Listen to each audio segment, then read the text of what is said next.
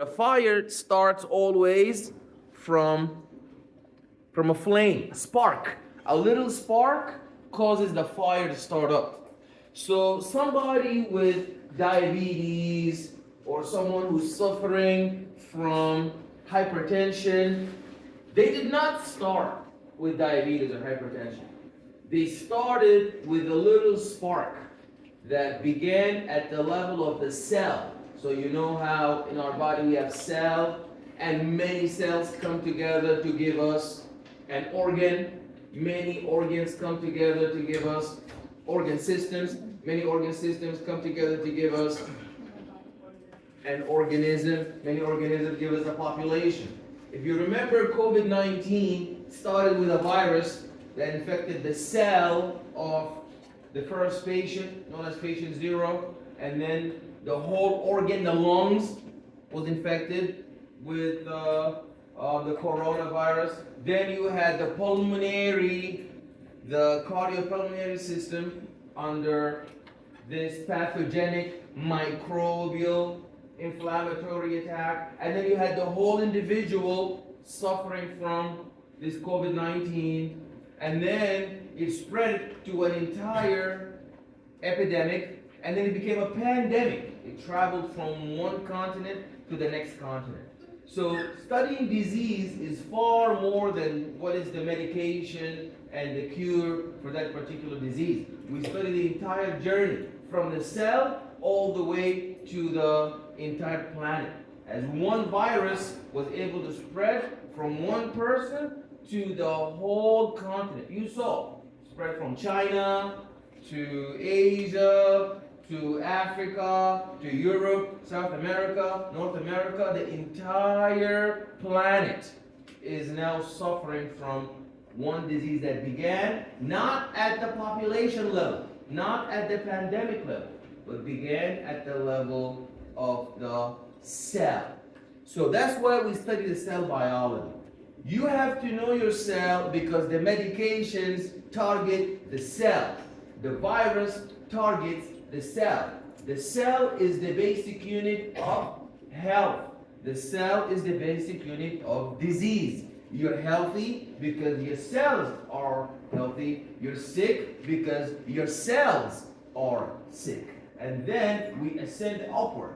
Diseased cells give us diseased tissues. Diseased tissues give us diseased organs. Diseased organs give us diseased organ systems. And diseased organ systems are going to give us diseased populations and pandemics. Is that point clear? So now let's break open this cell and see what is the cell made up of. What is the cell comprised of?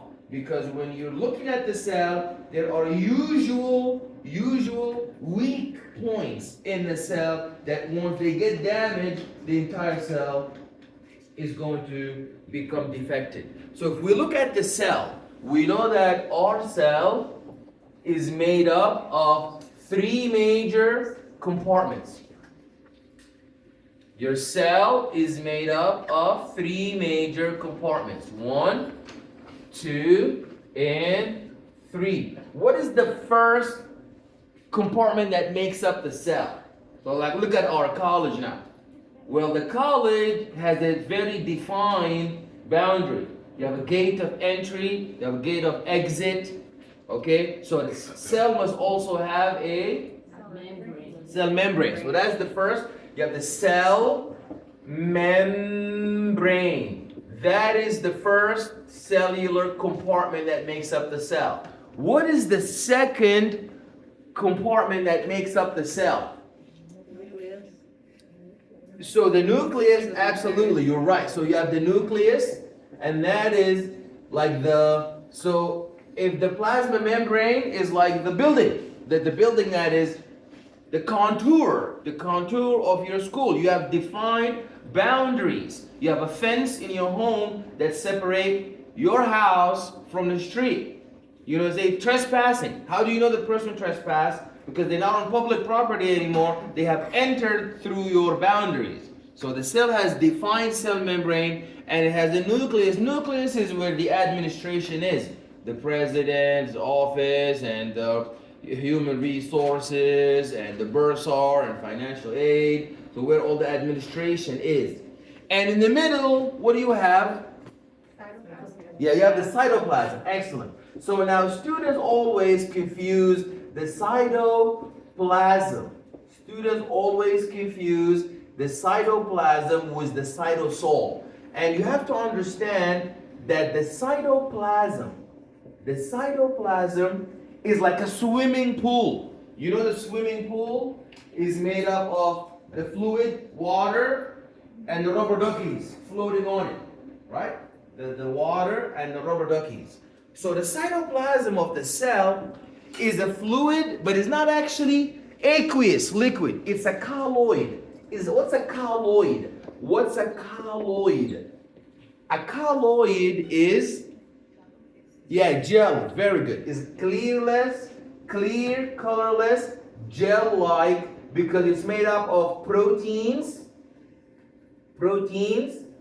and water. Proteins dissolved in water. So it feels like jelly. This colloid is called the cytosol. So the cytosol is the fluid colloid made up of water with dissolving on it proteins, making it a jelly-like gel structure. And you have the rubber duckies floating on the cytoplasm. What are the rubber duckies that are floating on the cytosol? The organelles. Very good. So we have the organelles. The organelles are the compartments. So if you have a state, the state has a defined boundary. You know, New York is different from New Jersey, is different from Connecticut, is different from Philadelphia. So you have a cell membrane. Then you have a nucleus. This would be like City Hall, where the mayor is and where all the administration. And then in the middle, you have the NYPD, the police. So the cell does have the lysosomes. Those are like the police of the cell. They eat up and destroy and kill all of the invading pathogenic microbes, bacteria, parasite, viruses, fungi, and so on. So you have police, you have a cafeteria, you have restaurants in the city. The cell also has the mitochondria to give it the ATP, the energy, the powerhouse of the cell. You also have to have the ribosome. I mean, the ribosome is a very important organelle. Even the bacteria has it. The bacteria is known to not even have a nucleus, not even have a strong plasma membrane. The bacteria is so primitive and simple, but it does have a ribosome. Because if you don't have a ribosome, that means you'll never be able to make what? Proteins. And proteins are, we have two types of proteins: structural proteins and functional proteins. Structural proteins and functional proteins. No cell can live without structural and functional proteins. And you see, these are all different organelles we're going to go over. So we have the cytoplasm that is made up of the colloid, cytosol, and the organelles that are floating on it. And that's your cell. If you have a disease, I promise you, one of those three compartments has been damaged. We're going to begin today with diseases of the nucleus, like a Down syndrome. That's not a problem in the plasma membrane. That's not a problem in the cytosol or the colloid or the organelles. That's a problem of the chromosomes. That's a congenital disease. That's a disease of the embryological development. That's a disease before you come into this life, you already are suffering from it. That's a structural defect. So there are diseases of the nucleus. There are diseases of the cytoplasm. Oh, please, there's a lot of diseases of the cytoplasm. Who can give me an example of a disease that could be of the cytoplasm? So diabetes is when there is a lot of sugar in the blood building up. You're right. The sugar building up in the blood, building up on the blood vessels, damaging the blood vessel cells, causing necrosis, inflammation. You're right. but I was thinking about, diseases like misfolded proteins that are building up in a cytoplasm. Your cytoplasm has recycling organelles. Your cells for 10, 20, 30, 40 years, you're 40 years old, 50 years old, 60 years old, you're always making proteins in the ribosome. So as you get older, proteins are supposed to what? Fold from a primary structure to secondary structure to tertiary structure to quaternary structure. Do you think this folding is perfect all the time from when you're a baby till you become 70? No, as you grow up, the folding is not as precise. So you have misfolded proteins. You have misfolded proteins. Those misfolded proteins end up inside, piling up, sedimenting in the cytoplasm, causing damage to other nearby organelles in the cytoplasm. It's like mad cow disease. What is mad cow disease? Mad cow disease is a disease where the cows in their cytoplasm have a lot of misfolded proteins because the turnover for the recycling, you have shredder. Why do we have shredder in the office? To get rid of, shred off all the papers that are not necessary. You do have shredders, by the way, in your cytoplasm to shred proteins. It's called what? Proteasome. Proteasome. So the proteasome is shredding proteins that are misfolded in the cytoplasm. Well, if you're drinking all the alcohol and doing the drugs and smoking the cannabis and the nicotine, do you think you're gonna have more misfolded proteins or less? More. You're gonna have more. Are you gonna have more, so much more, that unfortunately your proteasome is gonna say, there's way too much shredding for me to do than what you getting used to. So now the proteasome is gonna jam, just like the shredder is gonna jam. And you're gonna have diseases. So like Alzheimer's? It's like Alzheimer's is an example. Very good. It's an example of the swimming pool becoming full of so many things that are impairing its integrity, its tensile structural integrity and support. Is that clear? But that's another example of things happening in the cytoplasm. What about the cell membrane? Can I have diseases on the cell membrane? I'm sorry? Is it sickle cell? Yes, so sickle cell is an example where there is a structural defect. The red blood cell is supposed to be biconcave, doubly depressed, biconcave. The cell is supposed to be biconcave and discoid. And this happens because there are proteins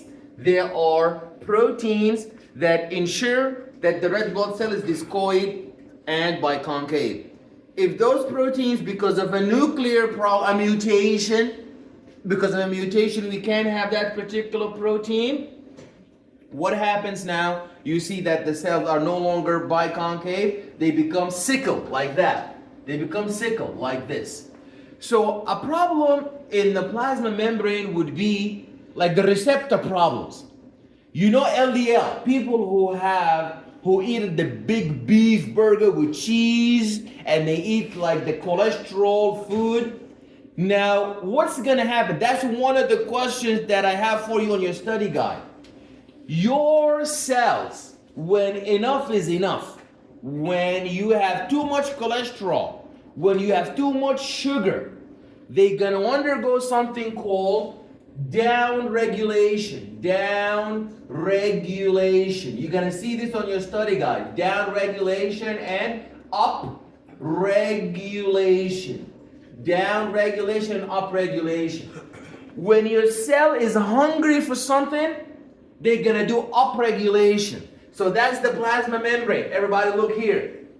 That's the plasma membrane of the cell. Let's say the cell wants cholesterol. So do you think when they want cholesterol, when cholesterol is low, cholesterol inside is low, do you think there's going to be a lot of receptor or a little bit of receptors? It's going to be a lot. So there's going to be upregulation. A cell that is undergoing upregulation for insulin receptors, upregulation for LDL cholesterol receptors, that's the one hungry cell. Somebody who's starving, they will have upregulation. But the problem is with us, people who are not starving, but we eat unhealthy food that is rich in cholesterol and rich in sugar. Inside the cell, cholesterol is already high. Cholesterol is high. And the sugar, glucose, and the glucose is already high. Do you think the cell is going to upregulate receptors, or the cell is now gonna down-regulate receptors? They're gonna down-regulate receptors. And that's the problem. Because cholesterol is waiting on the outside. Can I come in? Can you upregulate receptors, please? So I can come in. I'm on the bloodstream. That's the blood vessel. I'm on the bloodstream. Can I come inside the cell? The cell will say, well, no, because we already have a lot of cholesterol.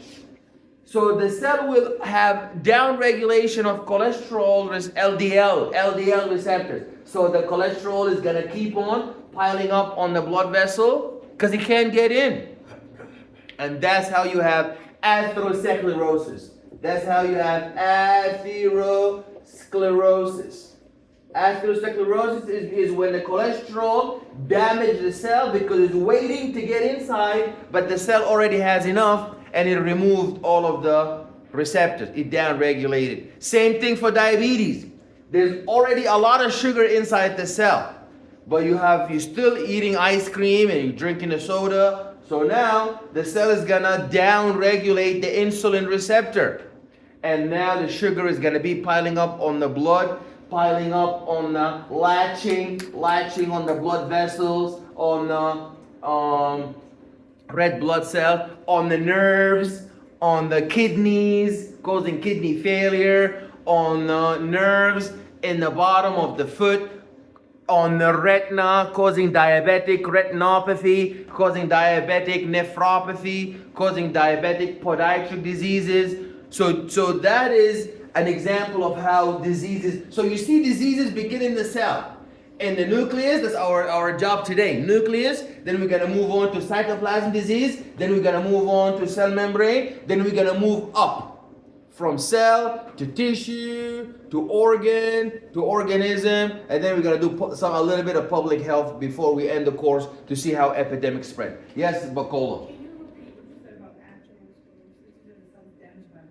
So in atherosclerosis, sclerosis means a defect of a vessel. Athero is because the fat is piling up inside the blood vessel and can't get out. Cannot get out and enter the cell because of the cell has down-regulated the receptors. Can you blame the cell for down-regulating the receptors on the outside? No, because it had enough. Because if you have too much of anything is a disease. Too little is hypo. That's a disease. Hypovolemia, hypocalcemia, hypoglycemia, hypotension. Every hypo is bad. And every hyper is bad too. Hypercalcemia, hypermagnesemia, hypercholesterolemia, hyperoxemia with oxygen, hypervolemia with water. We don't want hyper. We don't want hypo. What do we want? We want you. We want tension, glycemia, calcemia, volemia. Always you right in the homeostatic range. Are we clear? Yeah. So now we know why we're going to be starting with cell biology. Okay. So now you need to have your cell. We already alluded to something very special about the prokaryote. You know that the prokaryote, they are very simple. You know, if you have a house in New York City and you go to the village back home, like I went to my country, and I look at a house there and a house here. Here there's like the kitchen and the living room and the bedroom and the heater and the AC. But you can go back home and the home is so simple. No furniture. Everybody sit on the floor. The bathroom is not like here. The kitchen is not like stove with a oven, and so that's exactly when you compare a prokaryote, a bacterial cell, to your cell. Your cell is complex, is advanced. So you see that the prokaryote have no nucleus, they have no histone, but they gotta have something that they, even though they are prokaryotes, they still have to have it. What is it? Very good. The ribosome. They really gotta have the ribosome, because if you don't have a ribosome, that means you will not be able to make proteins. We said proteins are proteins. We have two types of proteins we make. Proteins. There are two types of proteins. What are they? Structural, excellent. Structural proteins and functional proteins. Structural proteins, those are proteins that help in the structural tensile integrity of a cell. This is like keratin for your hair, collagen for your ligaments, for your joints, keratin, collagen. Anybody knows another structural protein? What about the protein that makes the red blood cell biconcave and discoid? Isn't that structural protein? There's a scaffolding, we call that spectrin. Spectrin. That's the protein that helps the red blood cell to become biconcave. Also, if you look into those are structural proteins. What are functional proteins? They're not there to ensure, they're not like staples. You know those structural proteins? They're like staples, like paper clip. They hold things together, like scaffold construction. But functional proteins are not structural. Functional proteins do what? Functional proteins, they have like a function to do. What is the number one, like the most amazing functional protein? There are so many functional proteins out there. But what is the most important functional protein that you know of? How about hemoglobin? Now that has a function. It has an uptown trip and a downtown trip.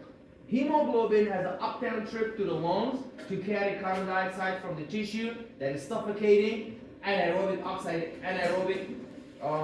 respiration to take the carbon dioxide, carry it uptown to the lung will oxygenate it, and then hemoglobin will take the oxygen and will deliver it downtown to the tissue so that it can replenish the oxygen saturation and to increase the aerobic respiration. Is that clear? So that's the one amazing functional protein. There are many other functional proteins, and the proteins in your replication. Remember when you're doubling up the DNA count before you do mitosis, and the so the nervous system. What about it? Does it have functional proteins? Yeah, so the nervous system has a lot of functional proteins. Those are like the protein channels that open up in order to allow for sodium to influx and potassium to efflux, and you have an action potential to propagate the action potential. There are also proteins, functional proteins like the acetylcholinesterases, those who shred and degrade acetylcholine because you don't want too much contraction. You don't want to become like someone with Parkinson, always contracting. You want to have a balance. So there are always structural and functional protein in every possible system that you know of. We are eukaryotes. We are not prokaryotes. We are complex. You know, the college is not like high school.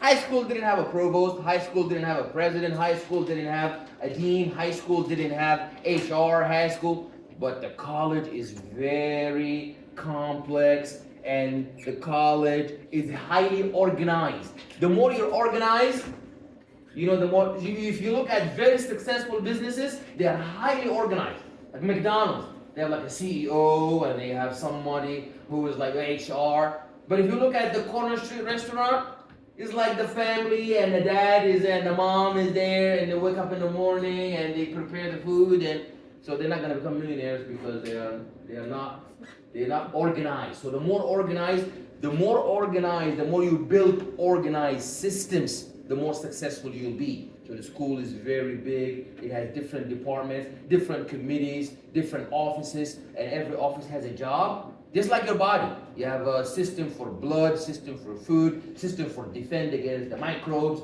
system for processing and integrating sensory motor information like the nervous system. So the more complex you are, the more complex the systems that are there.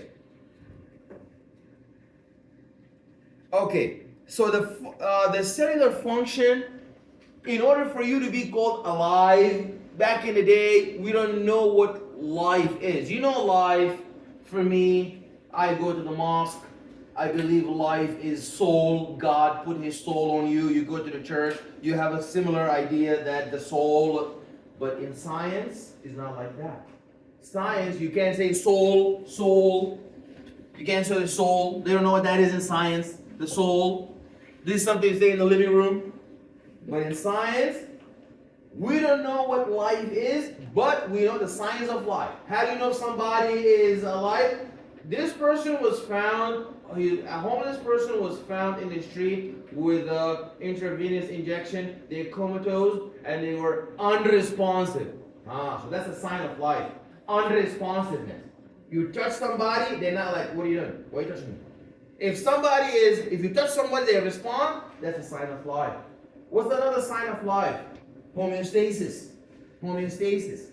You're able to carry homeostasis. If it's hot, you sweat. If it's cold, you shiver. If you're with somebody, it's hot, you're sweating, they're not sweating, that person is dead. If you're with somebody, it's cold, all of you are shivering, one person is not shivering, that person is dead. So we don't know what life is, but we know the signs of life. Reproduction. Living organisms are able to reproduce. That's why the virus, nobody can say the virus is alive, because the virus cannot do homeostasis, the virus cannot reproduce, the virus relies on you, on the host, infecting you, infecting the host. Metabolism. Oh, that's the one big sign of life. To be able to carry out metabolism. You take in carbohydrate. When you eat, in the morning, the breakfast, the pancakes and eggs and cheese, and you drink the coffee, and your cells will never see pancake because it will all be processed and broken down by your digestive system. It will only see glucose. Then the cell will take glucose and metabolize it. Actually catabolize glucose to make pyruvate and get ATP. And once we have enough ATP, then we're going to store the rest, anabolism. So catabolism, anabolism, that's the sign of life. If you can carry catabolism, anabolism, it means you are one of the signs of life. Secretion, excretion, respiration. That's why I look at this person, their chest is not moving, they're dead. Heartbeat is not showing, they're dead. Why? Because the signs of life are respiration and reproduction. We talked about the cell comprised of the plasma membrane. So that's the nucleus. Oh, one thing that I didn't tell you about. You see those three compartments of the cell, the nucleus, the cytoplasm, and the cell membrane? I call them the three universes. Universe. Why did I say that? Why do we call the nucleus a universe, the cytoplasm a universe, and this plasma membrane of the cell a universe? What do we know about the universe? If they tell you the word universe, what do you think of? It's moving, it's moving. Universe is not stopping. If you look into, with a telescope, are the stars waiting stiff, like in the museum, like that, waiting for you, or are they moving? Same thing. Your nucleus is moving.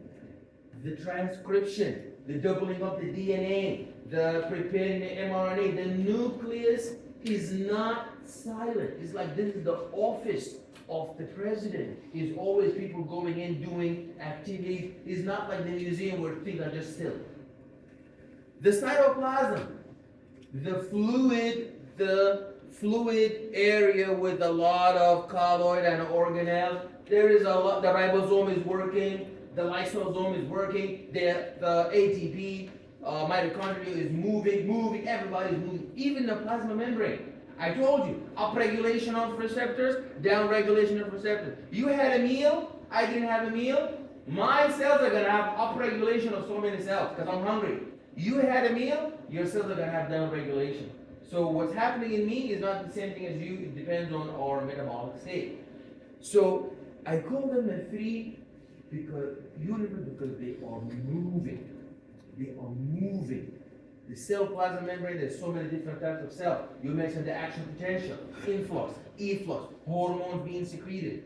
So life is dynamic, not static, dynamic. I call them the universe because they are dynamic.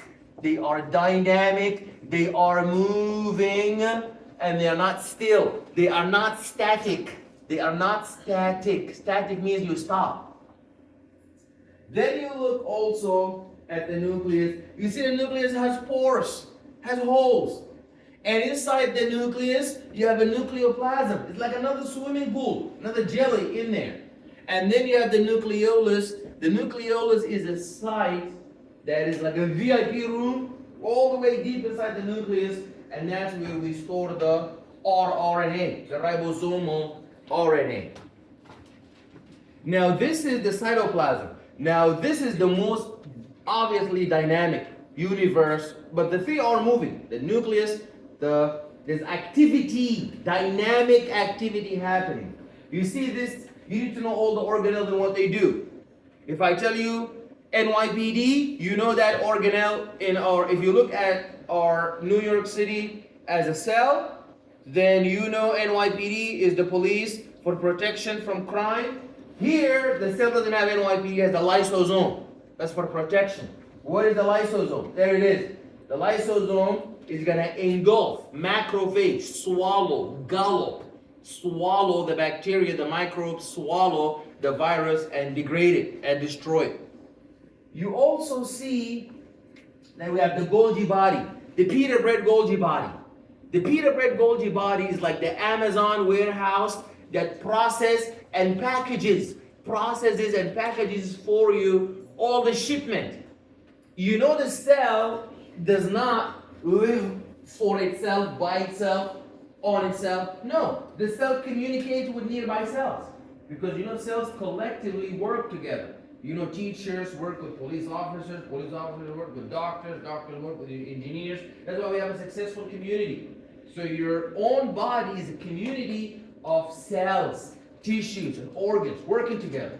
So when the cell wants to export some protein or export some hormone to a nearby cell or a distal cell, it has to package it, right? With a barcode. Literally does that with a barcode. And who's responsible for the packaging? Is this, you see this pita bread? Look like pita bread.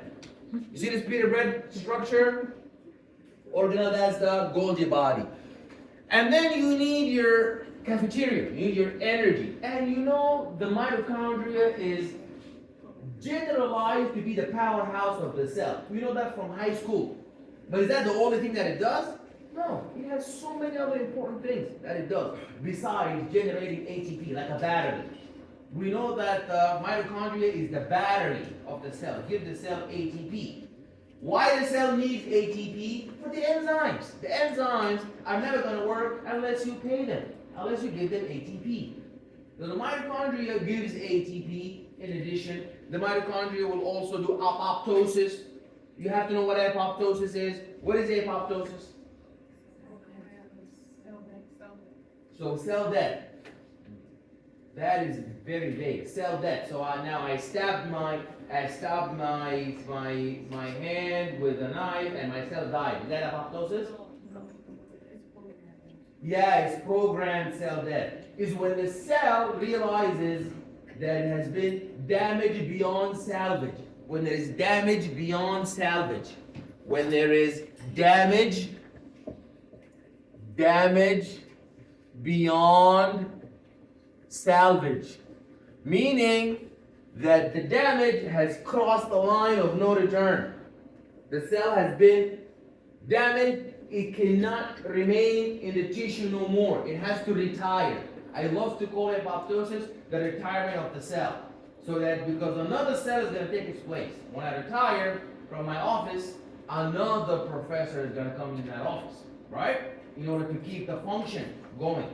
So your own cells, when they are damaged because of ultraviolet radiation, because of oxidative stress, because of some infection with the microbe, because of some reason the cell dies, then the cell is going to kill itself, or nicely I call it retire. The cell is going to retire itself and remove. Then another cell is going to come in its place and it's going to carry the function of the tissue. Is that clear? You know, there's like players on the team. There has to be players on the field. If one is injured, has to step out, another one comes in. Right? So same thing, that's apoptosis. When the cell is damaged, it's going to be removed and a new cell is going to come in its place. Peroxisome. What's the peroxisome from the name? Peroxide.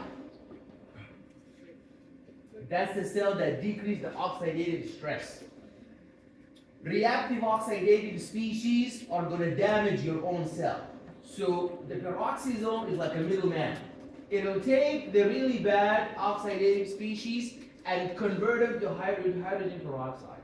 Hydrogen peroxide isn't good either, but it's much better than the other toxic metabolites that used to be there. So it's going to take something that is really toxic and make it hydrogen peroxide. There's some other enzymes will take the hydrogen peroxide and convert it to water, and we love water. Is that clear? It's a stepwise breakdown of tissues, of the oxidative stress. That's the nuclear membrane. There is a rough endoplasmic reticulum. Is rough because it has ribosomes that are embedded on its surface. Okay, ribosomes, those are RNA protein complexes. They are synthesized in the nucleolus, and they are there for cellular protein synthesis. So, now it's time for us to talk about the central dogma of biology. Is there an eraser? Is there an eraser? So, the central dogma of biology.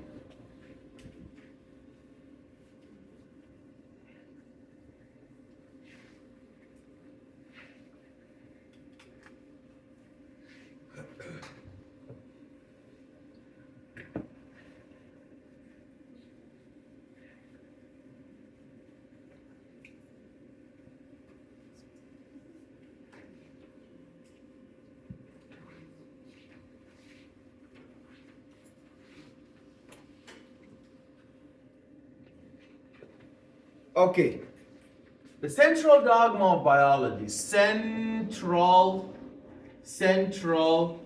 dogma of biology. The central dogma of biology says that DNA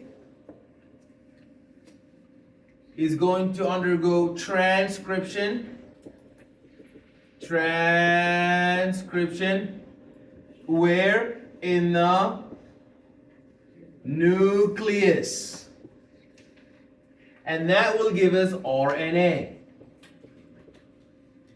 particularly mRNA. So the DNA is going to undergo transcription in the nucleus to give us mRNA, and mRNA is going to undergo translation. Where does the translation take place? In the cytoplasm or cytosol. And that is going to give us our desired protein. And there are two types of proteins. What are the two types of proteins? There are structural and functional protein. So that tells you you're never really going to end up with protein unless you go to the gene in the protein. Let's say I want to make hemoglobin. Hemoglobin is a functional protein. Hemoglobin is a functional protein, while keratin is a structural protein. Well, both are important proteins. Whether you are a structural protein or a functional protein, you are a protein and you have a job to do and we need you. So if you go to the pharmacy, you want antibiotic and I want some ointment cream for my bruise. Do I go to the pharmacy and say, can you please give me antibiotic? Does that work that way? No. You have to go to the doctor. The doctor have to write a prescription for you. Then you go to the pharmacy. Then the pharmacy will translate the prescription and give you the medication. Is that clear? Same thing. In your body, you have genes. There is a gene for hemoglobin. There is a gene for hemoglobin. And there is a gene for keratin. And there is millions of genes for millions of proteins. You think the cell is only running on 2 proteins? The cell is only running on keratin and hemoglobin. It's running on millions. So you have million genes.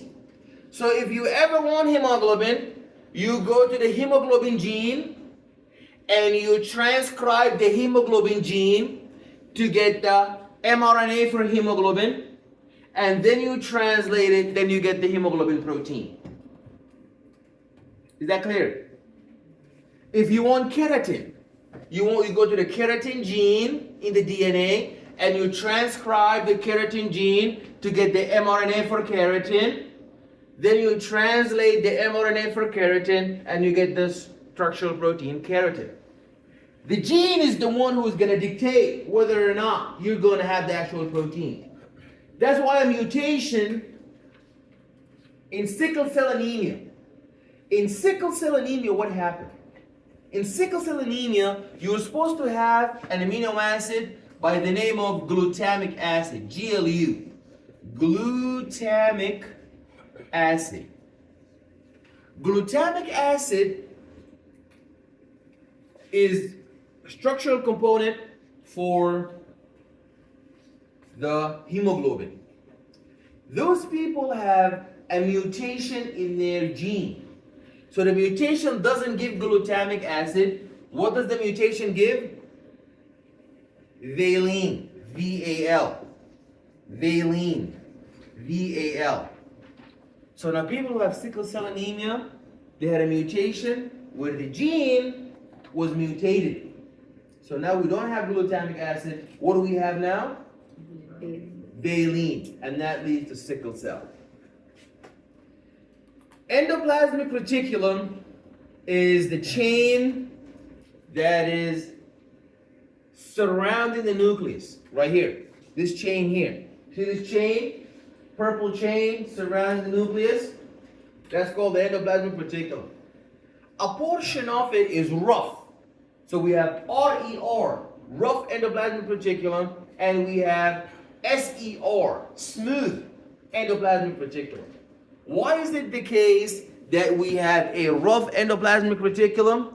And why is it that we have a smooth endoplasmic reticulum?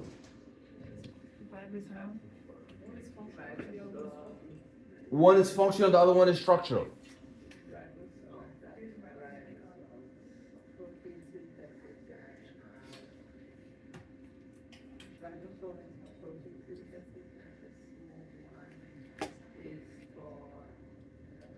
Lipid synthesis. One is for protein synthesis and the other one is for lipid synthesis. So lipids are smooth and proteins are rough. So rough endoplasmic reticulum and smooth endoplasmic reticulum for the lipid synthesis. Lipid synthesis. Also, you must understand something very important. If you look into this cell, I can see 2 types of ribosomes. I see ribosomes that are attached, embedded on the rough endoplasmic reticulum. And I see some ribosomes that are free floating. Well, there's got to be a reason for that. This is not a coincidence. Why is it that we have ribosomes that are free floating on the cytoplasm, and we have some ribosomes that are attached and stuck to the rough endoplasmic reticulum? Is it that the rough ones are, they get stuck together because they, something causes? So your friend Anna is saying that one is making structural protein and the other one is making functional protein. That's what you're saying? That's a good guess, but it's wrong. But it's good. Exactly. Very good. Excellent. So Angelica is saying one set of ribosomes, because you know we have two sets. One is attached to the rough endoplasmic reticulum, and one is free floating. So Angelica is saying one makes proteins that are to be used inside the cell for the own cell use. And the other one would make for us proteins that have to be exported out to the Golgi Body pita bread to be packaged like Amazon and shipped internationally. Raise your hand if you think that is true. Yeah. Absolutely. So the cell makes two. It makes structural and functional protein for itself, and structural and functional proteins for its friends. Which of the ribosomes makes structural and functional proteins for their own cell use? Yeah, the free-floating ribosomes. So the free-floating ribosomes make proteins for their own cell use. And the rough endoplasmic reticulum bound ribosomes, they make proteins to be used by who? By the cells that are outside. Very good. That's very, very important to know. Rough endoplasmic reticulum has ribosomes that are going to be making food that is uber, going to be sent out. While locally, like free floating, they make for the inside of the cell. Golgi complex, network of smooth membranes, processing and packaging of proteins. Lysosomes, they are important for defense and killing of all of the invading pathogenic microbes. The plasma membrane, we said that plasma membrane has important functions. So on a plasma membrane, you have transport channels that allow for the influx, in other cases, efflux of material coming inside the cell, exiting the cell. On the plasma membrane, you have enzymes that are going to hydrolyze some substrate, hydrolyzing GDP to GTP. You have surface receptors like epinephrine binding. You know epinephrine, like adrenaline. Epinephrine cannot dissolve in lipid. You know who passed by the plasma membrane? The plasma membrane is made up of what? Lipids or protein? Lipids. So like dissolve like. Birds of the same feather flock together. So if you are cholesterol based or lipid, you dissolve easily, with ease, on the plasma membrane. So some hormones are lipid based, like who? Testosterone, estrogen, they're made of cholesterol. So they cross easy because like dissolve like, they dissolve in the plasma membrane. But hormone like epinephrine is not lipid, is not cholesterol based, is not like testosterone and estrogen. Epinephrine is made up of what? Of water soluble catecholamine proteins. So there are cholesterol based lipid hormones, and there are protein, water. One dissolved in lipid, one dissolved in water. You need to know your hormones. The first thing you gotta learn about the hormone is who does it dissolve in? It's gotta be one of two, and you cannot do both. either a hormone dissolved in lipid, like estrogen, testosterone, or a hormone dissolved in water, such as epinephrine. So if you dissolve in water, you cannot cross. So you gotta bind on the outside, then on the inside, a signal transduction cascade happens intracellular. Is that clear? So it's like coming and trying to enter the school, and you have no ID. If you have an ID, you can cross easily, like testosterone and cholesterol. But if you don't have an ID, then the public safety guy is gonna go on your behalf. Is that clear? Cell surface markers. What are cell surface markers? Those are the recognition markers when you give somebody your kidney. After many years, the immune system destroys them. Why? Your graft rejection. Why is that? Those cell markers are what tell your immune system during immunosurveillance that, hey, I am self, don't kill me. Look, those markers show that I am one of you, yourself. But if I give my brother my kidney, my brother's cell markers and my cell markers, are they the same? So his immune system is going to search and say, hey, those cell markers are not mine. That gotta be some bacteria or some cancer or some, and let me kill it. It has no way of knowing that, even though those are cell markers that are not us, but they're helping us. So we don't have to kill them. It will still kill them.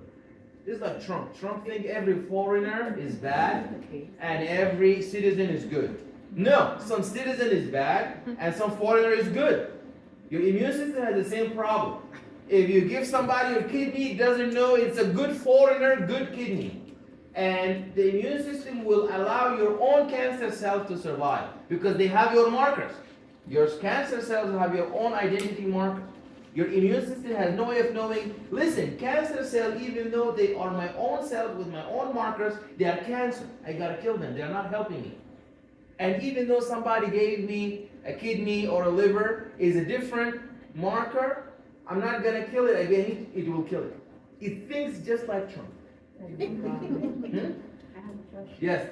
So, autoimmune, is it from unrecognized cell marker? Autoimmune is amnesia. Autoimmune is your immune system lost memory. It doesn't recognize self from non-self. So it will attack your beta cell of the pancreas thinking that it's foreigner. It will attack rheumatoid arthritis, the joint ligament. It will destroy them. It will attack like in lupus. So autoimmune meaning amnesia. You can't remember self from non-self. At least this one, it knows my cells. Somebody gave me a kidney. I know that's not my own marker. That's a different one. But in autoimmune, it doesn't remember if it's self or non-self, and it will assume it's non-self. Okay. And it will kill it. You're welcome. And we have cell adhesion. You know, cells, they don't sit like how you're sitting now. They sit like, you know how it is in the subway? You're touching the person next to you? Yeah. In fact, your cells are not only touching, they are stapled together by cams and caps. Cams, and caps. What are cams? Cell adhesion markers. Caps are cell adhesion proteins. Cams and caps. Cams and caps. Is that clear? What are the functions of the cams and caps? Can you repeat what the abbreviation means? Cam, cell adhesion marker. Cap, cell adhesion protein. Cams and caps. Okay, now, so let us now look at what are ligands? Ligands, remember how I told you epinephrine bind to the cell receptor? That's a ligand. If you bind to a receptor, you are a ligand. Like the key. The key goes inside the doorknob to open the knob. Only one key opens the knob. You can't have one key opening two knobs or two keys opening one knob. Is that clear? A ligand is going to bind the receptor. The plasma membrane receptors, they determine the response to the binding. Cell to cell adhesion, they hold and they bring the cells together. So those are cell to cell adhesion markers. You see those integrins, they staple the cells together to the basement membrane. Cell junctions. There are different types of junctions that bridge the cells together. Some junctions are hollow, so they are like punctures between two cells that allow the passage of water, fluid, electrolyte, glucose, nutrition from one cell to the next. It's like we have a door between all the classrooms you can go through. Those are called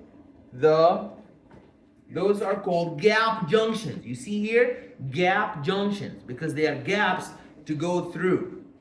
Tight junctions, those are barriers. They prevent the passage. Desmosomes, they are staplers. They staple the cells together. You see the adhesions? That shows you the desmosomes. They hook the cells together.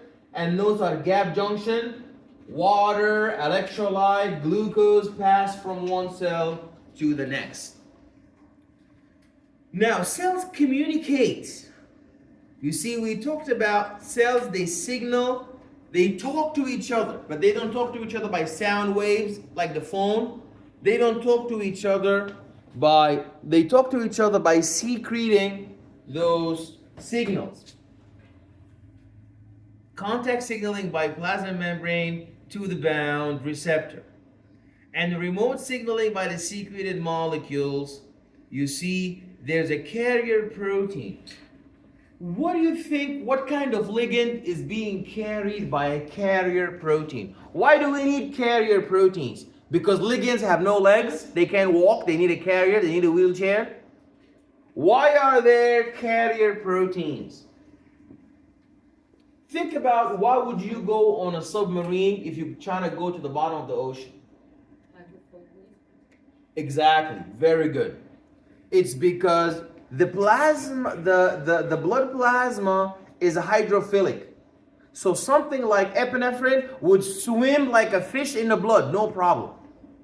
But a hormone like testosterone, made of cholesterol lipid, or estrogen, made up of cholesterol, can it swim in the blood like epinephrine does? It absolutely cannot. So it needs a carrier, a submarine, to help it carry it, move. And we talked about the gap junctions. Gap junctions allow for what? That's why they call them gaps, because they are like gaps, doors between two cells. Gap junctions do what? The passage through, yeah. Cellular communication. You see, there's contact, patacrine and autocrine. That's also on your study guide. Autocrine signaling is when ligand is secreted from the cell auto to its own self. Cell is communicating to its own self. Do you ever sometimes talk to your own self, remind yourself, talk to yourself? Mm-hmm. Oh, why did I do that? The cells do the same thing. They talk to themselves called autocrine. And sometimes cells talk to their neighbors. Why did I do that? Why did you not call me to wake me up for lecture at 8 a.m.? I saw it happen before my eyes. Students blaming each other. Why did you not call to let me know that there was an exam today? I had no idea. So don't depend on somebody. Don't depend on somebody. I had students, one saying that her friend gave her the wrong study guide for the exam. She studied the wrong study guide. It was the lecture exam 3 study guide, and her friend gave her lecture exam 2. Well, it's your job. Why are you relying on your friend? It's supposed to be autocrine. Remind yourself, not relying on your friend. That's patacrine. Patacrine, why would the cell have a patacrine stimulation? To alert the other cell, hey, there's bacteria nearby. Hey, be careful. There is trauma, toxic, endotoxin, exotoxin being secreted. to cause inflammation, necrosis that is coming our way. So cells, that's why I told you in the beginning of the course, cooperate with each other to do the good, not to do the evil.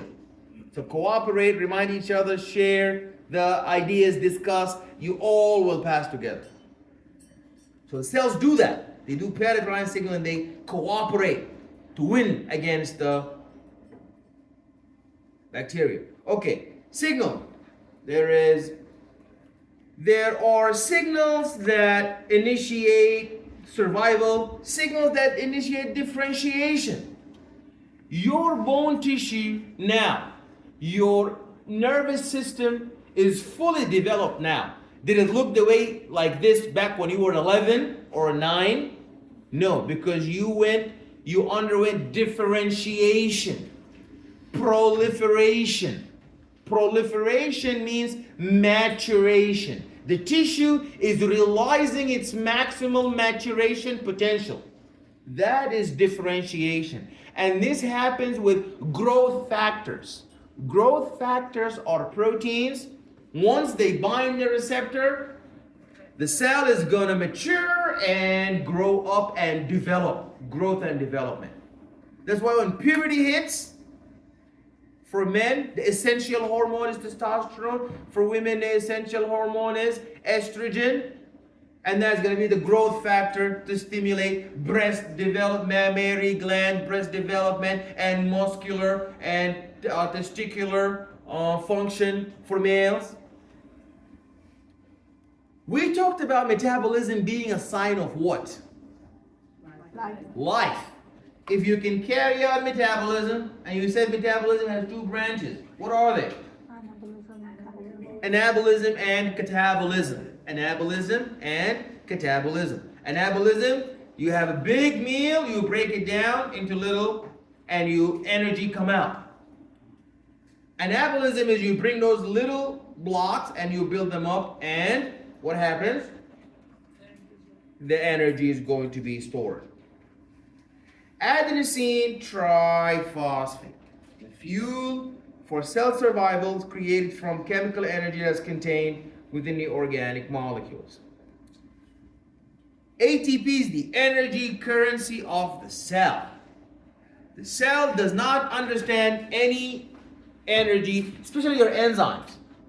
Do you think hemoglobin uses ATP? Well, if it's an enzyme, it needs ATP. No enzyme will work with no ATP. No enzyme will work with no ATP. Cellular energy. Break down the food. You see, you eat a meal, you eat one big plate with pasta and steak, and you drink mango juice. That sounds like a plan tonight. But once it goes inside your body, your cells are never going to see fettuccine. Your cells are never going to see Alfredo sauce. They will never see steak. They will see the breakdown products, the catabolism. They will see glucose. They will see fructose.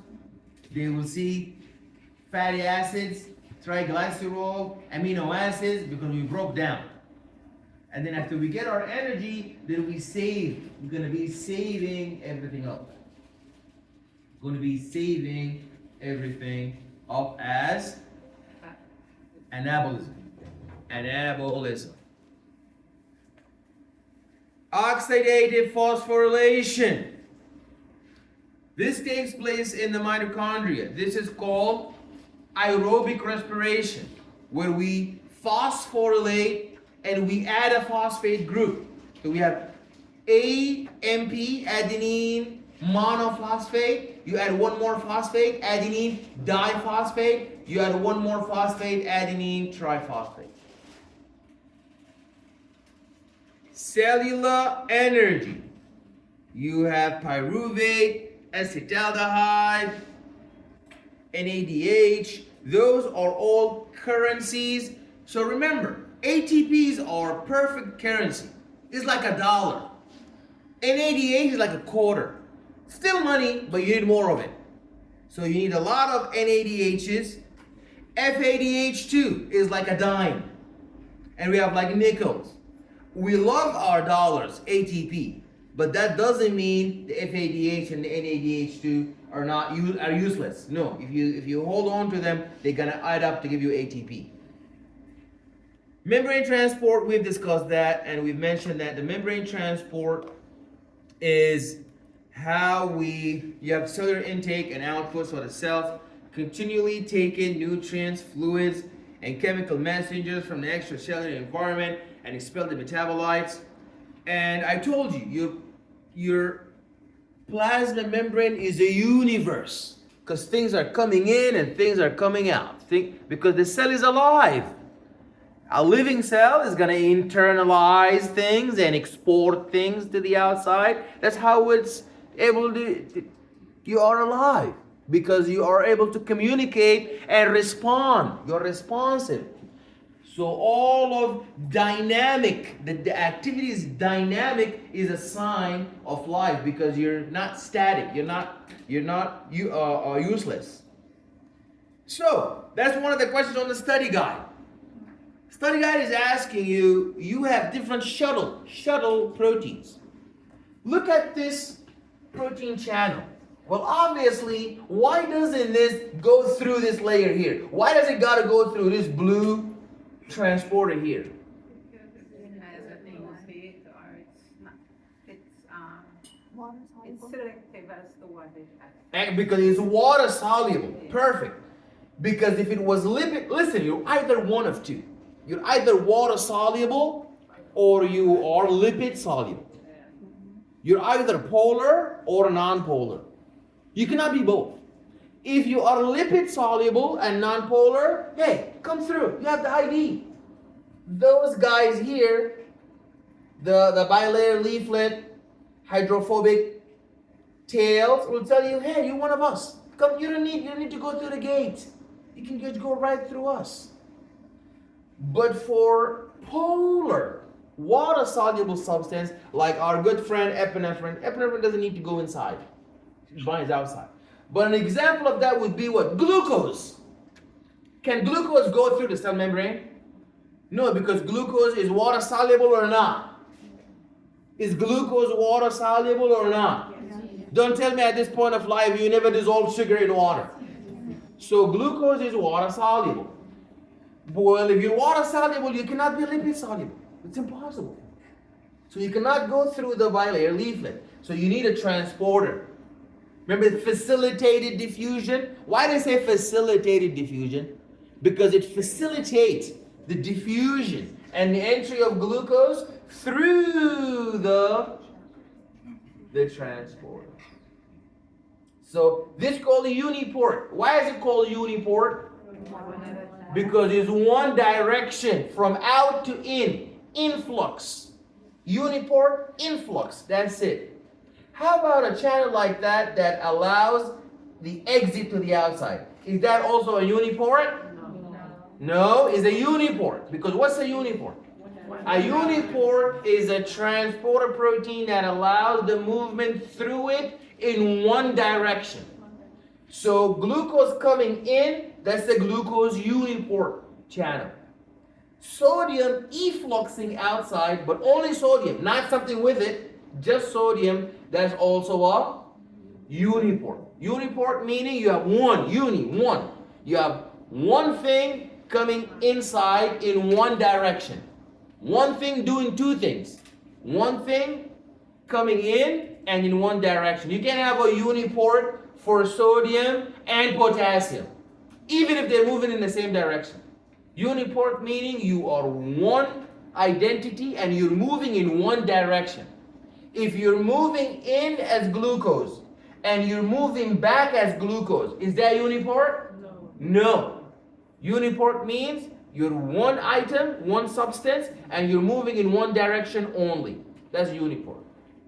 Symport is what I just said. You have two different things moving in the same direction. This is like a sodium glucose channel. when the sodium is moving down and the glucose hitch a ride with it. Have you ever had a friend driving to school? You're like, hey, can you drop me off in school too? And then you come with them. That's an example of a symport. Symport meaning you going down the same direction and both of you are two different substances. An antiport, that's like the sodium potassium ATPase. Please don't tell me you don't know what the sodium potassium ATPase mean. That's the one that throws out sodium, 3 sodium out, and 2 potassium in. Those are two separate things going in two separate directions. That's an antiport. So you need to know the uniport, symport, and antiport. Electrolytes are chemical substance that are charged, either an anion with an electron or a cation with a positive charge. Diffusion is the flow of substance down concentration gradient. You have 500 millimoles of glucose on the outside and 100 millimoles of glucose on the inside. Then the flow is going to be from where there's a lot to where there is a little until both are equal. So if you have 500 on the outside and you have, if you have 500 on the outside and 300 on the inside, you're going to have 100 move in. So now inside is going to be 400 and outside is going to be how much? 400, and both are equal. Then we will stop. Clear? Are we clear?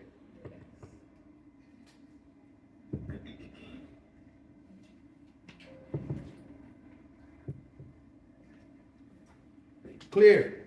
Yes. Filtration. Filtration is dialysis. The movement through a semi-permeable membrane based on your size. So me exiting this door, that's filtration. Because if I'm being chased by an elephant, I'm going to run out this door, I'm going to save my life, the elephant can't get out this door. That you will learn is how your kidney works. It filters the little stuff. The uric acid, the urea, the metabolic waste is going to filter out, while the red blood cell is big, so big it cannot filter through. It will return back. Unless you have a damage to the filter in your kidney, now you will see red blood cell in your urine. Now that's a problem. So filtration is a movement. Filtration is also diffusion. Don't get me wrong. Filtration is a form of diffusion through a barrier that has molecular weight that allows you to pass with a molecular weight. Active transport is when you're moving uphill. We just mentioned the sodium potassium ATPase. Is when you're moving uphill against the concentration gradient. You know, if you're driving a car and you're going downhill, do you press the gas? No, it just rolls. But if you're going uphill, you gotta press on the gas. Same thing. Remember how I mentioned sodium potassium ATPase? There is more sodium on the outside. But when sodium leaks in, the sodium potassium will throw it back out. You know the Black Friday? Millions of people are waiting outside. Imagine when the door is open, there's a huge, gigantic person in there, and for every 3 people who run in, throws them right back out. That's exactly what the sodium potassium ATPase does. And it does that in both directions. So potassium is a lot on the inside, and sodium is a lot on the outside. When potassium wants to get out, sodium potassium ATPase will throw it, get back in there. And when sodium wants to come in, sodium potassium ATPase will send it, get back out there. Active transport is whenever you are relying on an energy source to fuel and power this process of transportation, like the sodium potassium ATPase. We talked about the action potential, and we said that in action potential, there's more sodium on the outside, so with influx inside the cell, and then potassium gets out. So, what is depolarization? The cell is usually at a resting membrane, minus 70 millivolt. The cell is at a resting membrane of a minus 70 millivolt. When an action potential comes in, then sodium influx to the inside of the cell and the millivoltage resting membrane potential begins to increase from minus 70 till we hit minus 55. Then we have an overshoot. We have pulled the trigger now for the action potential. Now the action potential has fired. Then we reach the peak of the action potential, and all of sodium potassium channels are now shut, closed. Potassium channel will open, and then the efflux of potassium is going to exit the inside of the cell, and that's going to cause repolarization. And then we're going to have a positive feedback, so we're going to have repolarization and hyperpolarization, and then we're going to end up with the cell returning to the baseline. The cell cycle. We're going to learn a lot about this when we're doing cancer. Students have a big problem understanding. Students have a big problem understanding the phases of the cell cycle. So we have the G1 phase, the S phase, the G2 phase, and the M phase. You have to understand that the G1 phase, the S phase, the G2 phase, those three phases are called what? Those three phases are called, no, not the cytokinesis. Those three phases are called the interphase. Interphase. And mitosis, so those three phases are preparing the cell to enter mitosis. The G1 phase is preparing the cytoplasm and the organelles. Imagine you have a pharmacy and you want to open another pharmacy. Do you split the medication in half, or do you double up the medication and then transfer to another pharmacy? So I have a pharmacy A. I have the Kadir pharmacy. I want to be rich. Oh yeah. And then what do?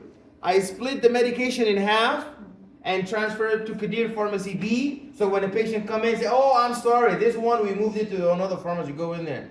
Do I do something like that? Or do I wait till I have double and then I move all the medication to a nearby pharmacy? That's exactly what the G1 is. We double up. You know, a cell is going to need all the genes. The cell say, oh, I want to make hemoglobin. Whoa, wait, that gene, we left it when we split in half. When we did mitosis, we left that gene over there. No, we double up all the genes, we double up all the DNA, we double up the plasma membrane, we double up the cytoplasm, we double up the ribosomes, we double up every possible thing before we split in two cells. So we double up in the G1. Then the S phase, that is where we multiply the DNA by 2. That is called the replication. That's where we perform the DNA replication. The G2, you have the RNA and protein synthesis. You have RNA and the protein synthesis. RNA and protein synthesis. So here we prepare the RNA, because you know our central dogma of biology is important, because we're going to transcribe the DNA to get RNA in the nucleus. Then we're going to translate the RNA to get our proteins of interest. Translation. And the M phase, you have the nuclear and cytoplasmic division. So the cell cycle, you have the S phase, the doubling of the DNA, G2, the M, that's the M phase. You see, that's the cycle. Those three guys, that's the M. You see how small the actual mitosis phase is compared. So it takes a lot of preparation before you perform the actual mitosis. But remember, all the phases, the three of them, G1, S, G2, you need to know what happens in the S phase. The DNA is replicating, you double up the DNA. Very good. You know, when you want to double up the pharmacy, you have to have double the employees working there, the pharmacists, double the technicians, double the medication. But the most important thing is the DNA that has a whole phase by itself, the S phase. They ask about that all the time in the ink class. So you have to prepare. This course is very important. It's going to help you do really well in your ink class. So when you graduate, you take the ink class immediately right after when information is fresh. So invest a lot in this course, learn a lot, read the book. The book is there for supplementary explanation. Use it as a source of explanation, not a source of study. Don't be like me when I was in college. That's why all my friends took the exam and I'm here teaching. Because I read. So it's not always reading. You have to always practice. So that's why I gave you the study guide before I even saw you. You go home, tonight, you put the answers and you print it out, hard copy, and you flashcard. You go over the questions. You will see the exam, you will see all the questions there. So please make sure that you do your study guide early. Don't wait till we come. And you will see many of the questions on the study guide is already, we went over it in class. Okay, tissue formation. Remember, I told you, the growth factor. There's many different growth factors. Tumor growth factor. Platelet-derived growth factor, PDGF. So all a growth factor means differentiation, proliferation, growth and development of the cell to become an integral part of the tissue, to develop a tissue structure. So you have a stem cell. A stem cell is a cell that has multiple potential. You know when you have dough? You have dough. What is dough? Dough is flour and egg and milk and water, and you have dough. Then this dough has multiple potential. It could be bread, it could become cookies, it could become pancake, it could become cake, it could become many things. Same thing, you have stem cells.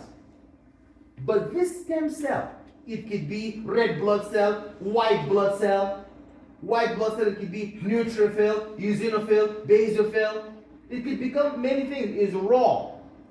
How did it become a particular specialized committed cell? Because of the differentiation, because of the cytokine, growth factor. The cytokine growth factor. The cytokine growth factor is the one that tells the stem cell, you know, all of us are human beings in high school. We graduate, I become a lawyer, she becomes a doctor, he becomes a fireman, he becomes a police officer. We become different. So the cells used to be the same stem cell, but they differentiate. One become a muscle cell, one become a nerve cell, one become a white blood cell, one become a red blood cell, one becomes a nerve cell because of the cytokine. The growth factor tells it. When the growth factor binds to the receptor, you have no choice. You will become what the growth factor tells you to be. Is that clear? The growth factor is the one, it's called the differentiation, proliferation. Differentiation is when you become who you need to be. Stem cell, you're like, listen, it's like in high school. You're like everybody else. You differentiate, you become a lawyer, you become an accountant, you become a doctor, you become a nurse. So the differentiation or the they are the same thing. Differentiation is the same thing as proliferation. Some students don't even know what that is. Proliferation, differentiation is when the growth factor, the cytokine, tell the cell, hey, you need to grow. You need to start growing now. You need to become mature. It's the maturation. differentiation, proliferation, maturation. Maturation. So we have different types of tissues. Neurons give you nerve tissue. You have epithelial cells give you the skin. Connective tissue bind the cells together. And muscle tissue give us muscular cells. Alrighty, so today we're doing 2 lectures according to the syllabus. Huh? Remember the syllabus. In the meeting today they said the syllabus is the Bible.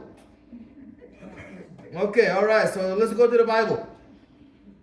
What does the Bible say? The Bible says that today we're doing cell biology. We finished with that. Thank God. Now we got to do genes and genetic diseases. So, everybody download genes and genetic diseases. So now we're going to be talking. So now we began talking about the cell. You guys want a break? Yes. Okay, all right. Go have a 10-minute break and come back. Go have a 10-minute break and come back. 10 minutes on the dot, because I'll take attendance. And genetic diseases. Let's go. Genes and genetic diseases. So that's the first type of disease families we're going to learn about in this course. And you know we have 3 families of diseases that we're always going to be discussing. Who will be brilliant to tell us what are the possible 3 different types of disease categories that we're going to be investigating, their pathogenesis and mechanism of disease formation. Well, if somebody is suffering from any particular disease, it's either one of 3. It cannot be more than that. So if there's a disease, the disease is either 1 or 2 or 3. 1, 2, or 3. There's any disease,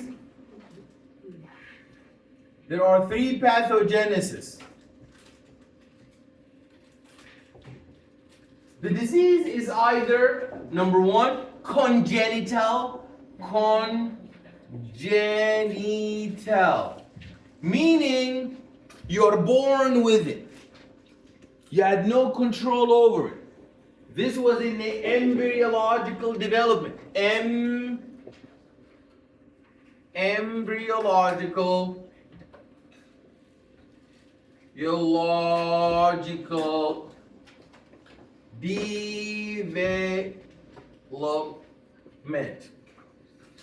In embryological development. And this is like sickle cell anemia, like mutations, diseases that you come from the unseen world with, and you suffer with for the rest of your life. That's a congenital disease.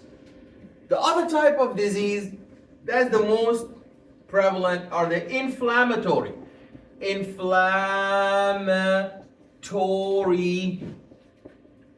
diseases. And inflammatory diseases are diseases where you'll be encountering heat, redness, pain, swelling, loss of function. Heat, redness, loss of function, swelling, and pain. Heat, redness, loss of function, swelling, and pain.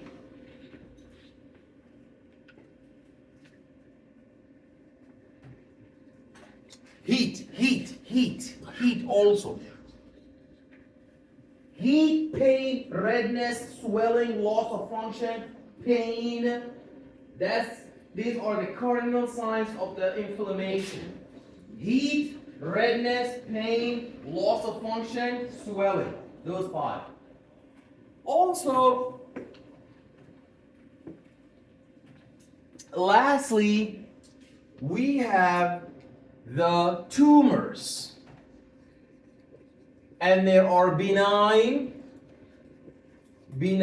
tumors, and there are also malignant tumors.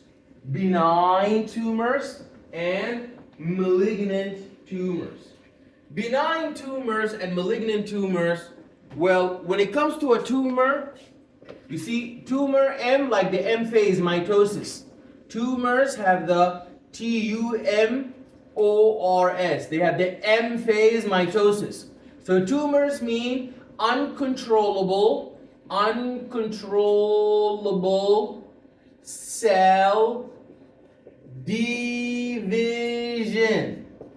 So the cells are going berserk and dividing uncontrollable cell division.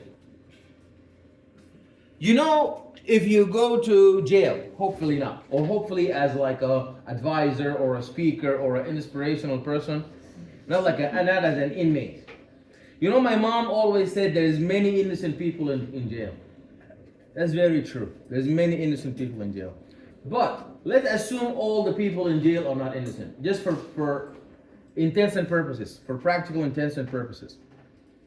There's two types of inmates in jail. There's the inmate who is to himself and doesn't want any trouble, doesn't cause any problems, wants to live a good time, finish up their time, and go back to become a productive member of society. True or false? True. There's the other type of inmate who's even in prison, they will kill somebody or they will commit another crime in prison. That's like a benign and a malignant tumor. A benign tumor is a tumor. It went uncontrollable cell division. But it remains circumscribed within its surrounding. It does not invade or metastasize or go in the bloodstream from the brain to the lung, from the lung to the breast tissue, from the breast to the bone, from the bone to the kidney, from the kidney to the liver. Doesn't do any of that. It's benign. Then you have the malignant tumor. That's the one that doesn't stay in one place and transfers to far distal regions and causes irreversible damage beyond.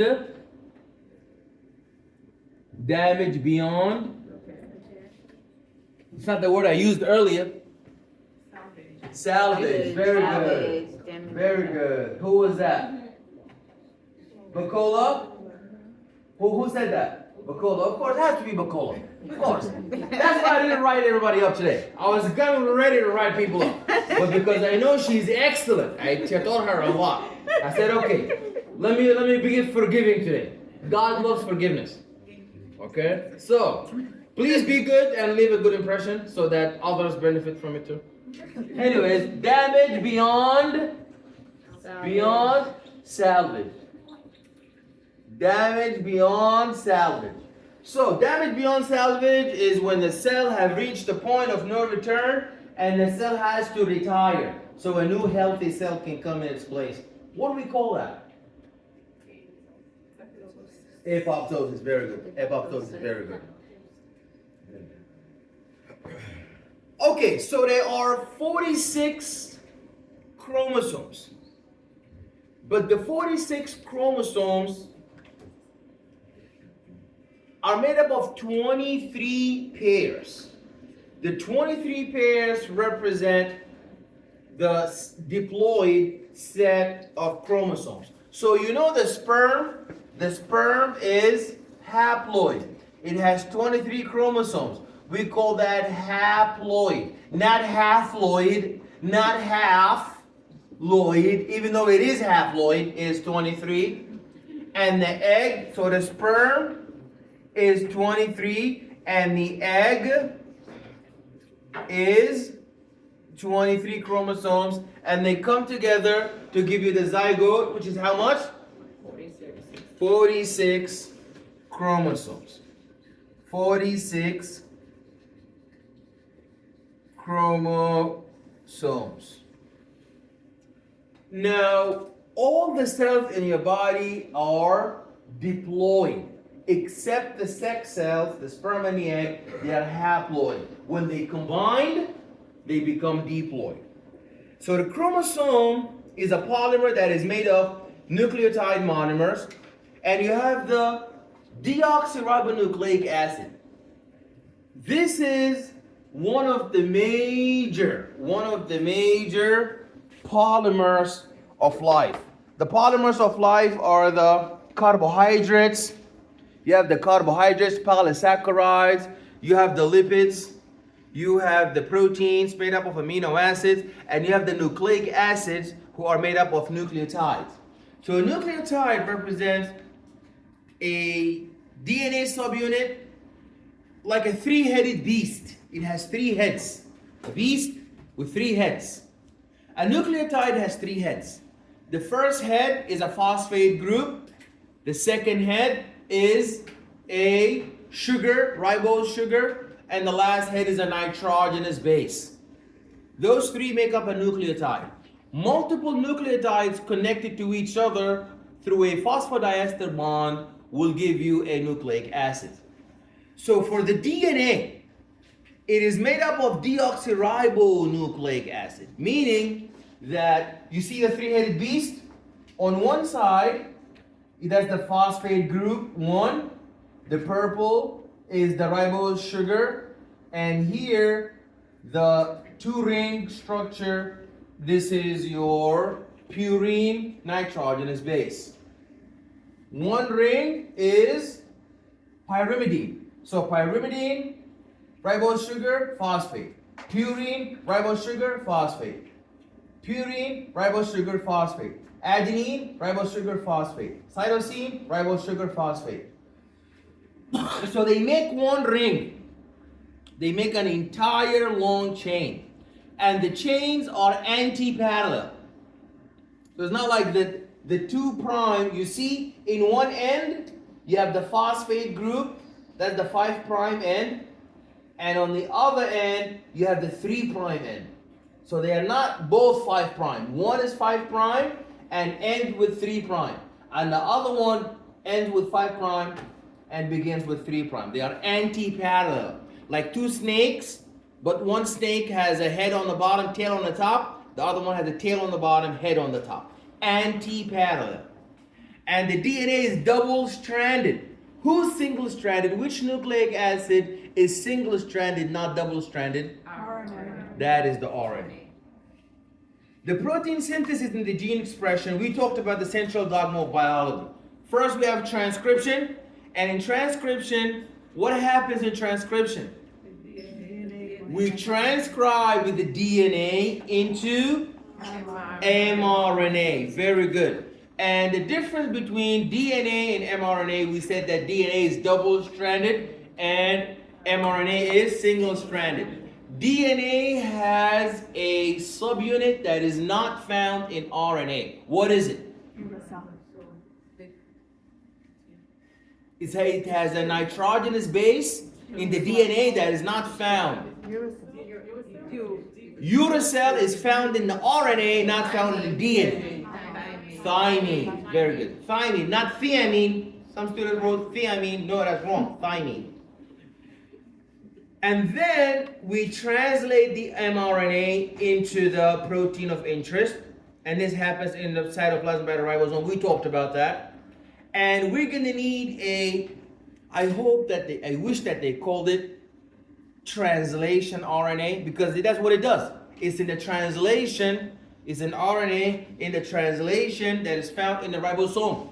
But the T doesn't stand for translation RNA. It stands for transfer, because it's the one that's transferring the peptide, the amino acid that is to be joined to the peptide sequence. So transcription, the RNA is synthesized from DNA using this is very important actually. This is really important. This is very, very important.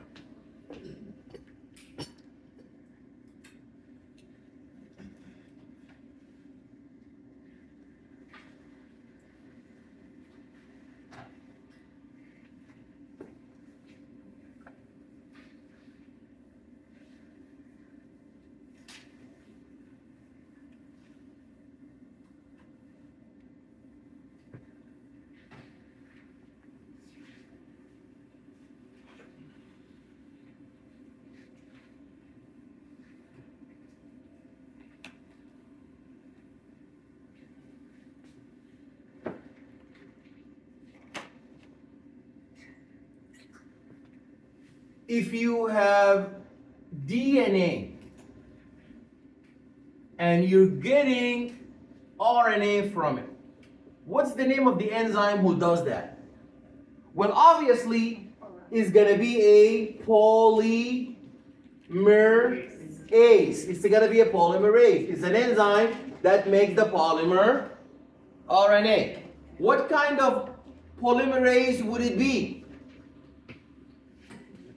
It's an RNA polymerase because it makes RNA. So if you make RNA, you're an RNA polymerase. That's what you do. When we were doubling up the pharmacy, remember, you have DNA in the M phase of mitosis. In the M phase of mitosis, you double up the DNA, you do DNA times 2, you multiply, you double up the DNA, so you end up with DNA. What do you think the name of that enzyme who doubles up and replicates the DNA? What do you call that? The enzyme in replication. What do you call that? Excellent. It's a polymerase also. Polymerase because it makes DNA. But is it an RNA polymerase or a DNA polymerase? Excellent. That's a DNA polymerase. Hold on, we're not done. This RNA polymerase, when it made RNA, it depended on who? Yeah, so we call it now a DNA dependent RNA polymerase. True or false? This DNA here, polymerase who made DNA from DNA. So it was what dependent DNA polymerase? Yeah, so it's DNA dependent DNA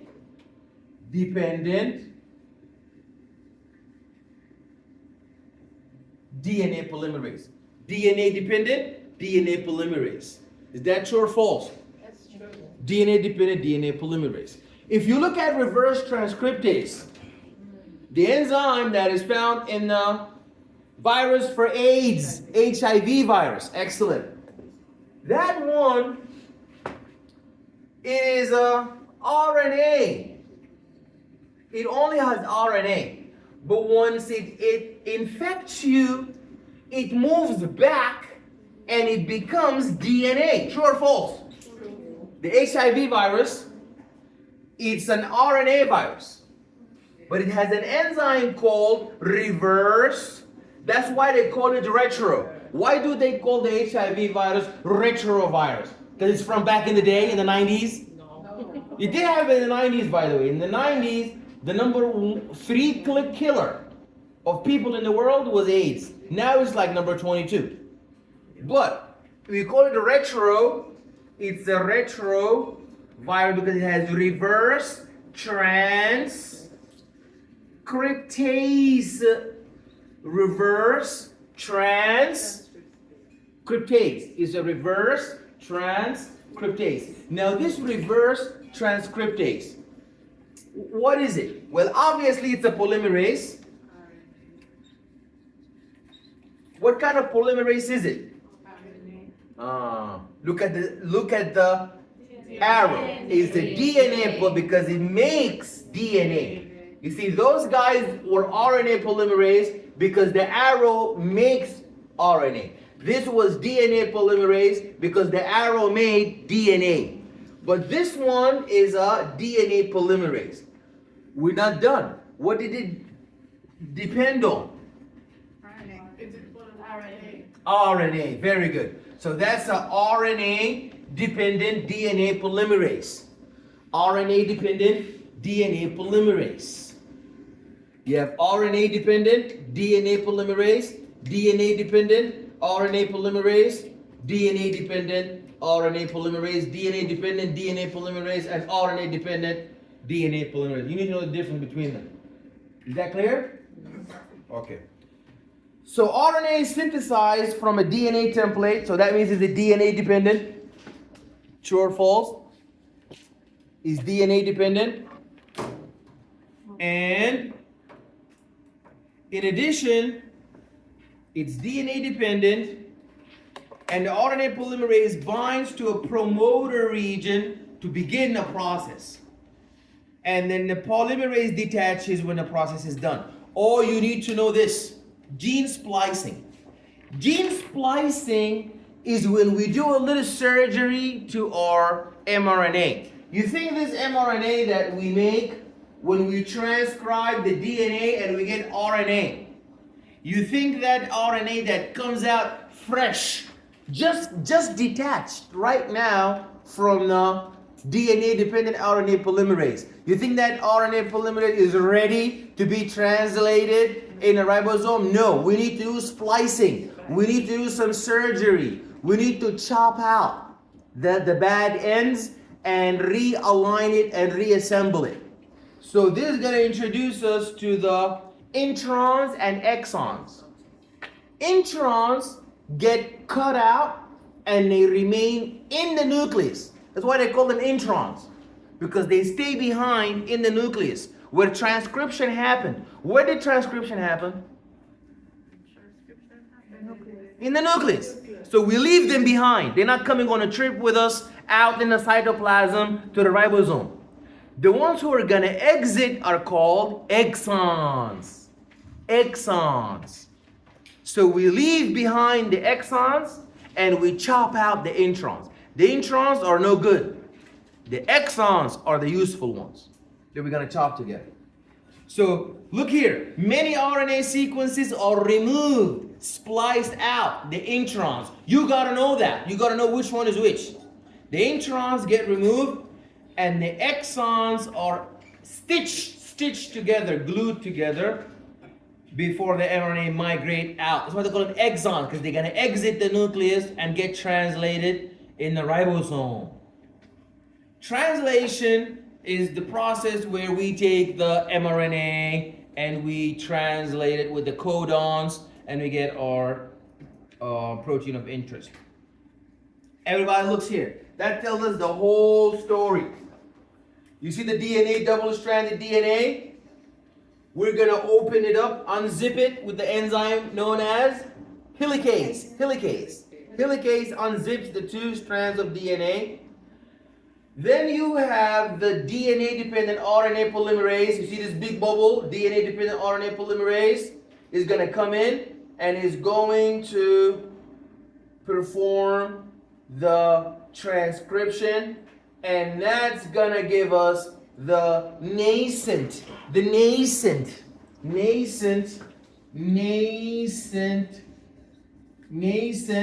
mRNA. Nascent means immature. We need to do the splicing surgery for it.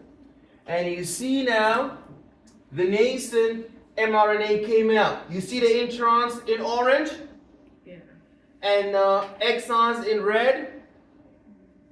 Also, when the mRNA came out, you know we add spices to it. You add spices. What are the spices we added to it? You see the poly A tail? We added multiple adenine nucleotide to it, like a string of adenine called poly A tail. And we add a cap to it called a 5' guanosine G cap. Those are like modifications called post-transcriptional modification. We just transcribe and we add those spices post-transcriptional modification. Then we're going to chop out the introns. And then it comes out. When the one came out, do you see any introns on it? No. And then it goes in the ribosome to be translated. And you see, this is the tRNA with the hair loop structure coming in, bringing all the amino acids that are going to attach one after the other. Are there any questions? Yes. Yes. The poly A signifies the end of the, what is it, the intron or the exon? It stops? Okay. The poly A tail is a series of nitrogenous bases that are adenine. You know adenine from ATP, adenine triphosphate? There's no ATP, that's adenine. We put adenine in the tail of the mRNA, not the intron. You see the introns are in orange, you see? So the poly A tail comes out and the guanosine cap comes out. Those are like the finishing ends. These are called post transcriptional modification.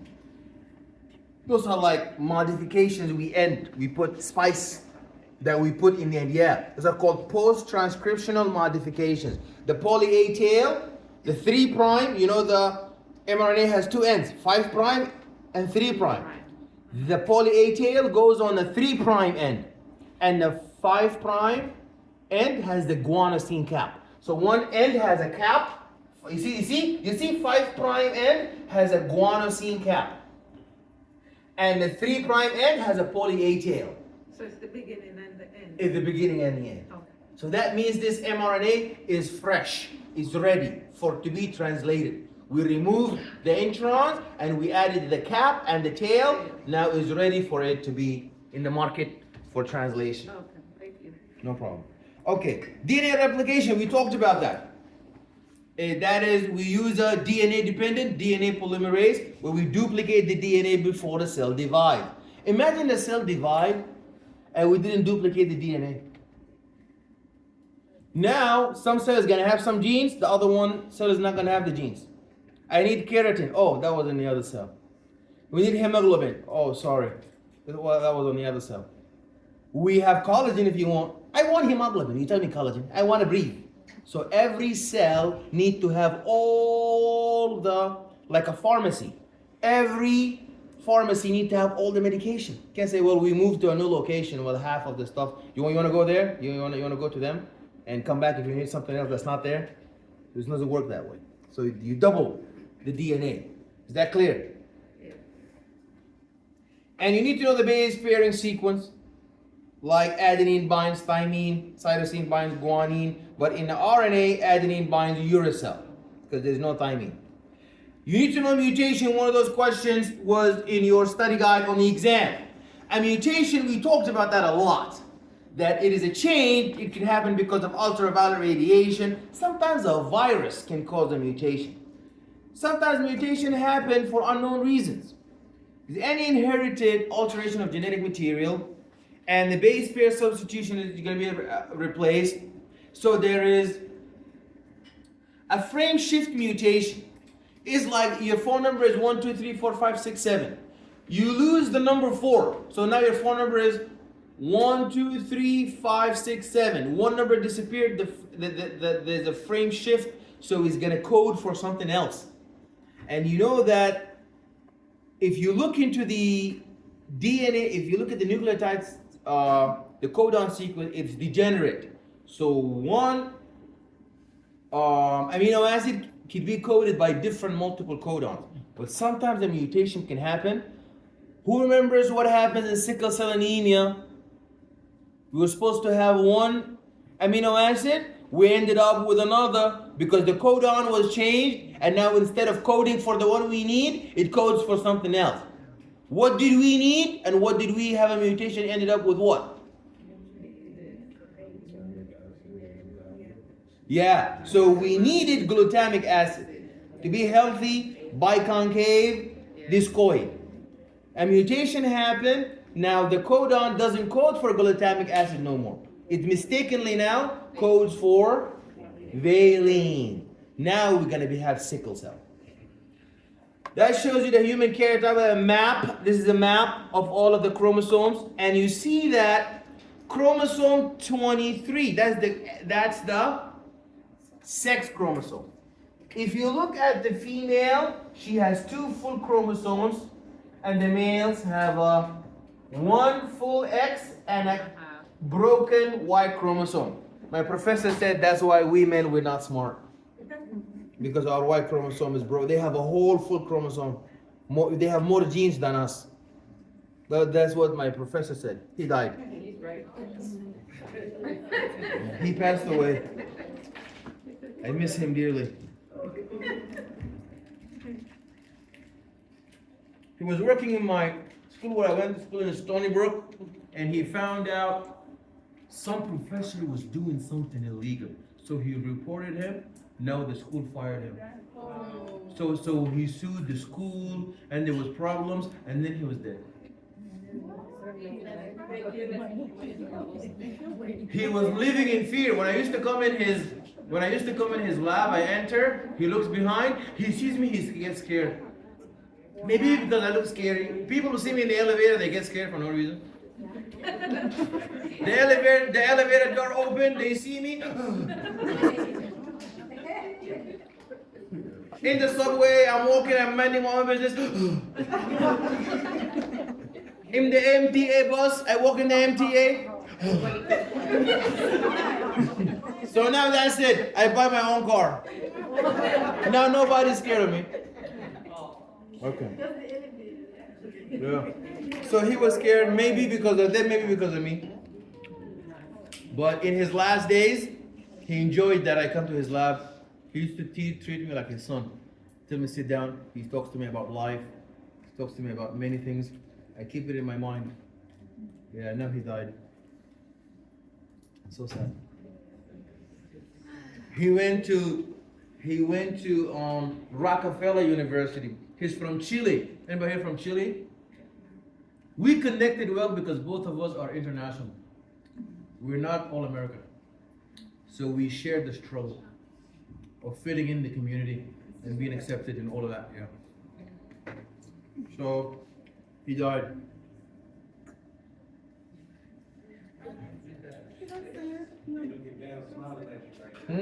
And whenever my mom would get mad at me, she would tell me, "I'm gonna go to Dr. Burios and complain to him about you." Yeah. I always used to make my mom mad. I still do. Anyways. She said she's gonna come to the school president and complain to her about me. Oh no. One of my students said she wants to call her and complain to her about me. Yeah, I hope not. Okay. So you need to know what a karyotype is. A karyotype is a map of what? Don't say a map of the world. It's not. It's a map of the chromosome.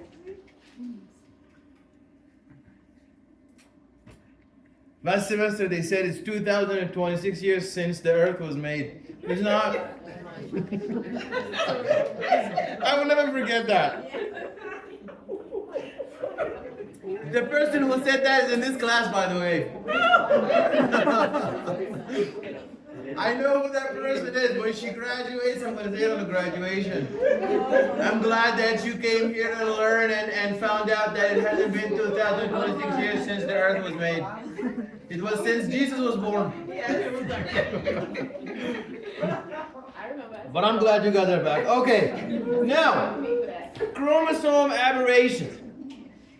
Euploid cells are healthy cells that have, remember I told you, we don't want hyper, we don't want hypo, we want U. So euploid, wow, that's amazing. We want to be euploid, not hypoploid, not hyperploid, not polyploid.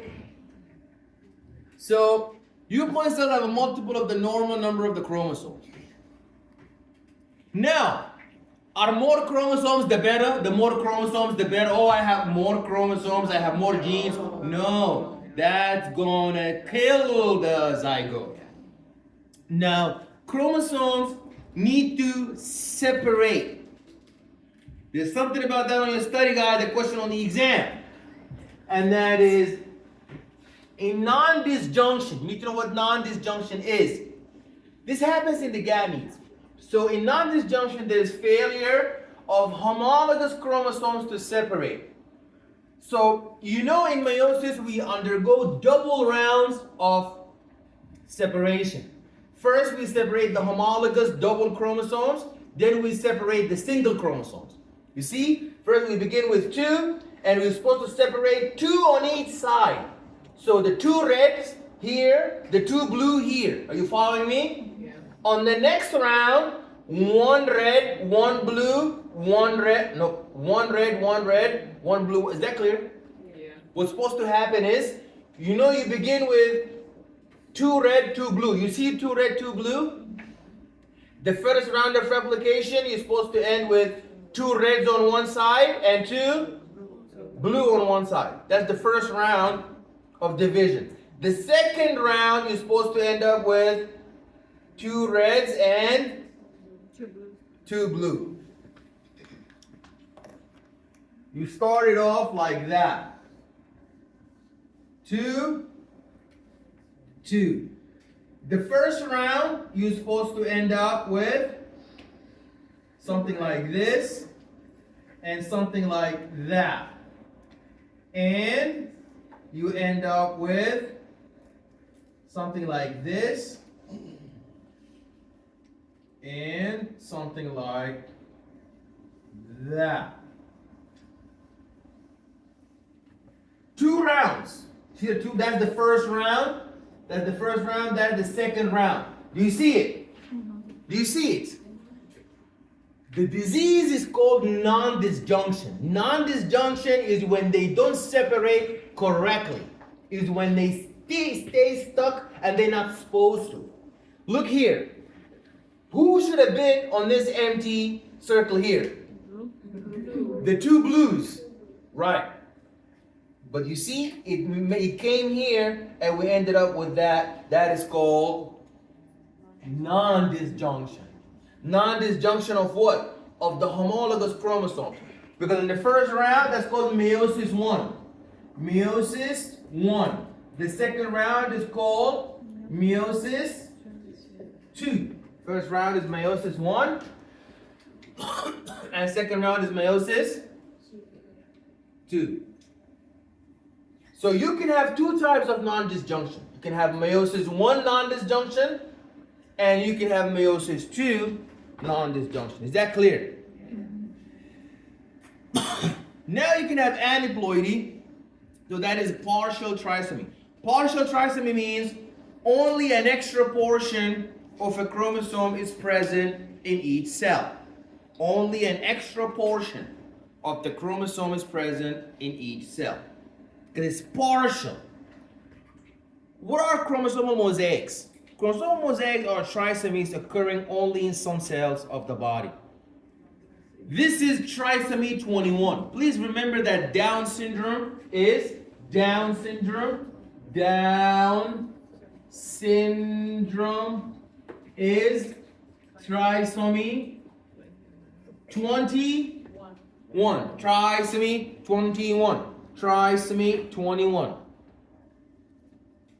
One of the most common is trisomy 10. This is called sex chromosome aneuploidy. Female who has 3 X chromosomes and the symptoms are variable. You have sterility, menstrual irregularities, and intellectual disability. Let's look at Turner syndrome. Turner syndrome is when the patient has an extra X chromosome. The patient has no Y chromosome. You need to know something. What dictates if you're going to be a male or female? The presence or absence of the Y chromosome. Because the Y chromosome has a very dangerous gene on it called the, what's the name of the gene on the Y chromosome that codes for testosterone? I mean, if you have a drop of testosterone, it will kill all the ovaries. You will never be a woman if you have testosterone. This is known as, what's the name of the region? This is found on the Y chromosome. So that is the Y chromosome. It has a special region here known as the SRY region.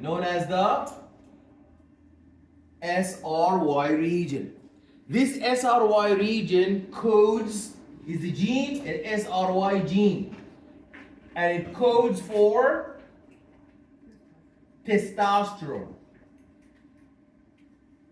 If you see one patient with 1 million X's and 1 Y, you absolutely know is it a male or female. All it takes is 1 Y, it will defeat all the X's. If there is 1 Y, you will never be a female.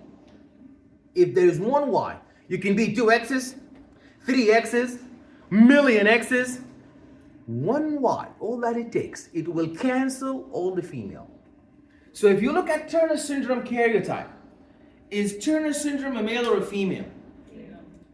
It's a male. It's a male. Does it have a Turner syndrome, look at the karyotype. It's a male. It has a Y. It's 21, 22. Do you see why? Why you say it has a Y? You see the Y is empty. It's the letter is there, but it doesn't have a chromosome on it. So that's definitely a female. Klinefelter, 2 X's and 1 Y. What is that? That's definitely a male. But you see that it has a male appearance, but there's a development of female breast because there's 2 X's, and you know some individuals can be double XY, some are triple XY, and the abnormalities increase with more X's. So 3XY is more sick than 2XY.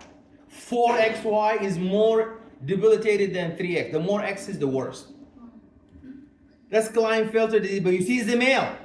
It's absolutely a male because of the Y region. Now sometimes there is a breakage, partial breakage of the chromosome. There's partial breakage of the chromosome. So the chromosome break does occur.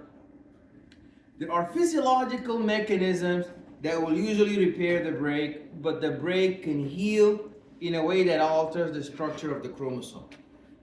You need to know what are clastogens. Clastogens. What are clastogens? Clastogens are agents that increase the risk of breakage, like ionizing radiation, chemicals, and viruses. There's deletion.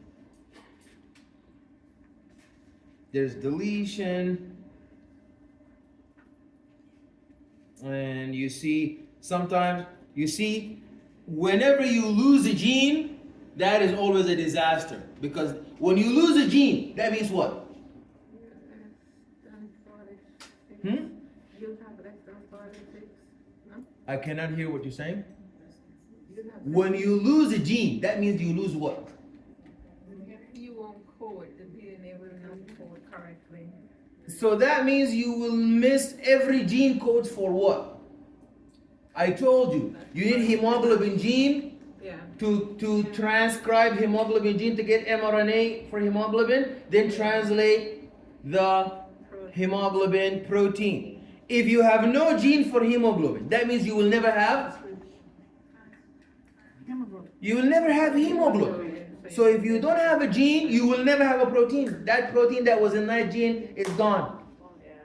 You will never have that protein. So that's a deletion is very dangerous. Sometimes there is a duplication where the presence of repeated gene or gene sequences, and that is not very harmful. Some mutations like that are not gonna cause, so not every mutation is harmful. Some mutations are neutral. Some mutations are actually good. Some mutations will give you favorable survival traits. Anybody heard of the mutation that it will, you know, the HIV virus, in order to enter into the cell of the white blood cell and destroy your white blood cells, there is a proteinaceous hook that it has to attach to first, and then it has to enter your white blood cell. Some people have a mutation, that hook is not there, so they never get HIV. So the virus enters their body, but because they have a mutation, it cannot attach to the surface of the white blood cell, and then they cannot at all, and then they will not be able to you cannot infect the white blood cell. Is that clear? Yes. You explained that before. How could you tell if you have that genotype? You do. You go to your you do like a karyotype study. You go to you get a referral from your doctor to find. It's called GP 600. I don't remember exactly, but you can do like a genome study. It'll tell you if you have a mutation or not. But it's not something students are always like concerned. They want to know if I have it or not. It's not something like to look forward to. I wish I don't have it so I never get HIV. If you live a stable, good life, okay, you don't have to worry about if you have it or not. Okay? But if you are out there and you're doing all the evil promiscuous stuff, then even if you have that mutation, it's not gonna help you. Because God will come after you. Yeah, there is no safe way to be bad. So even though it does not get into the white blood cells, even though it does not get into the white blood cells and it is in your body, does that still mean that you can pass it on? It will die because it cannot live except inside your white blood cells. Ah, It will die. okay, thank you. Yeah, so that's something. Now these are abnormalities. Like this reminds me of the Philadelphia disease, where you have Robertsonian translocation. So some fragment. So now the chromosomes start to mix up with each other. So some fragment of this chromosome attached to this, and some fragment attached to that. So they shuffle up. That's called reciprocal translocation. That's not good. That leads to some diseases. Because the RNA polymerase is coming here to transcribe a gene here. It doesn't know that it has been shuffled on the other side. So now you'll not be able to make the protein. Because the RNA is coming to its right place, but the gene is not there. Is that like family members with family members? Yeah, it's called consanguinity. So usually, but it has to be something insane like how they do like in the South, like siblings marrying each other, that kind of, it has to be like that very close. Yeah, very close relatives. Not like cousins.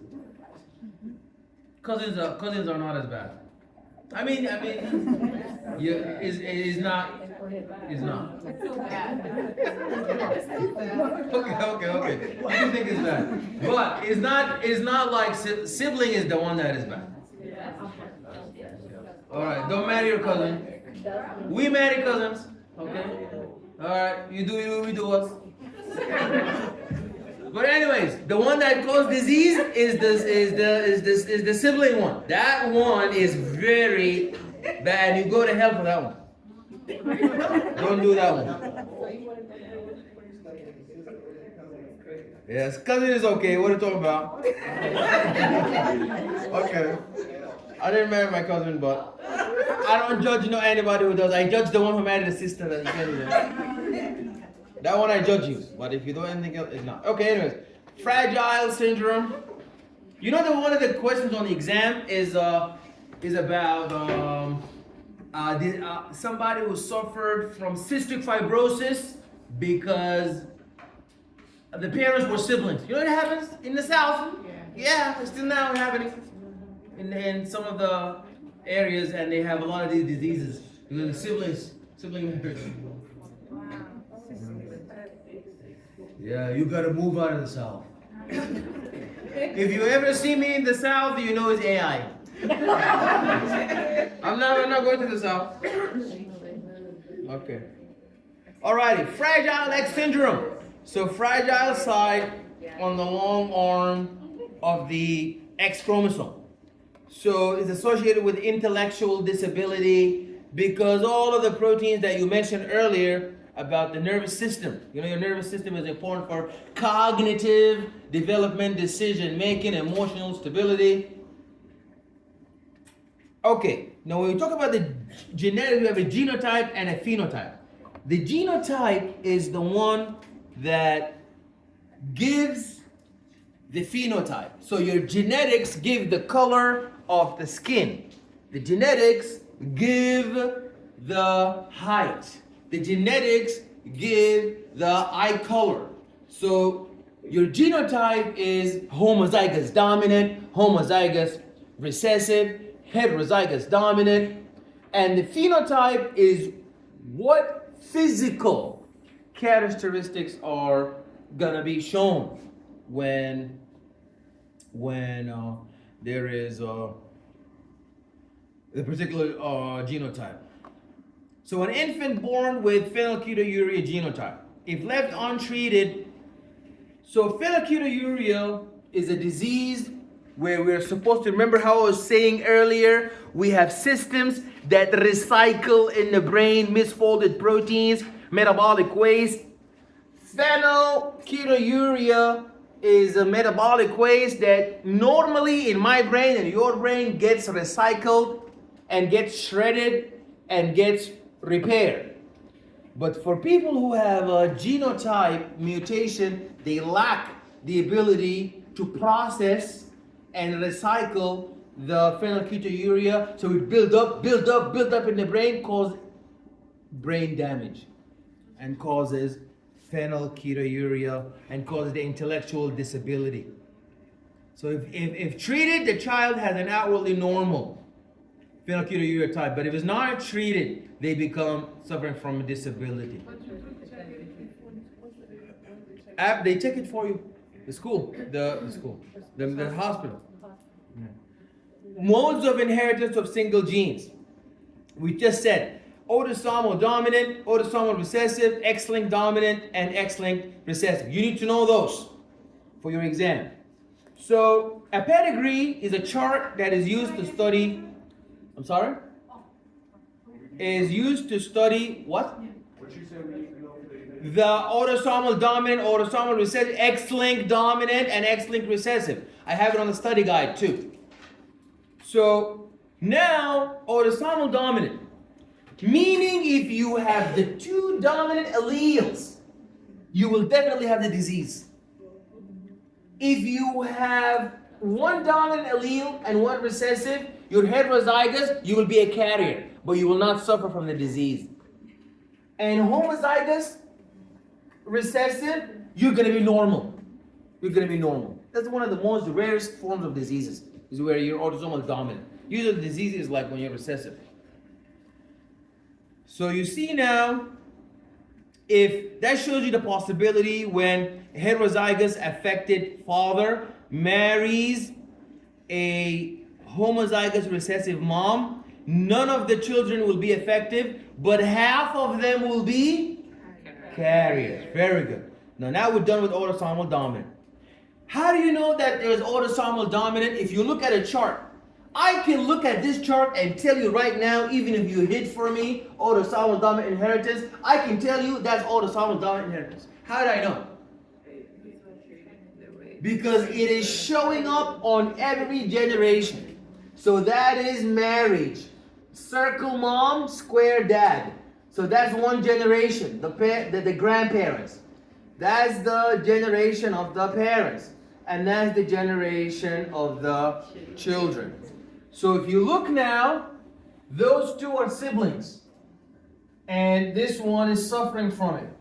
And the children are, so now the disease is showing up on every generation. That's autosomal dominant, that's a dominant disease. Are you clear? Now, if you look here, autosomal dominant inheritance, not skipping any generation, but there's something known as incomplete penetrance. Incomplete penetrance is when the disease shows up, although the parent is not suffering from that particular disease. You see, the parent doesn't have it, none of the parents have it, and then you see now there is the disease showing up in that generation. Okay. Extent of the variation in the phenotype associated with each genotype, that's called the expressivity. So autosomal dominant example is neurofibromatosis. Examples of genetic diseases that are autosomal dominant: polycystic kidney disease, Huntington's disease, familial hypercholesterolemia, Marfan syndrome. And if you have autosomal recessive disease, is that phenylketonuria, where you're unable to recycle all the ketonuria in the brain. Cystic fibrosis and sickle cell disease. You see, these are homozygous affected.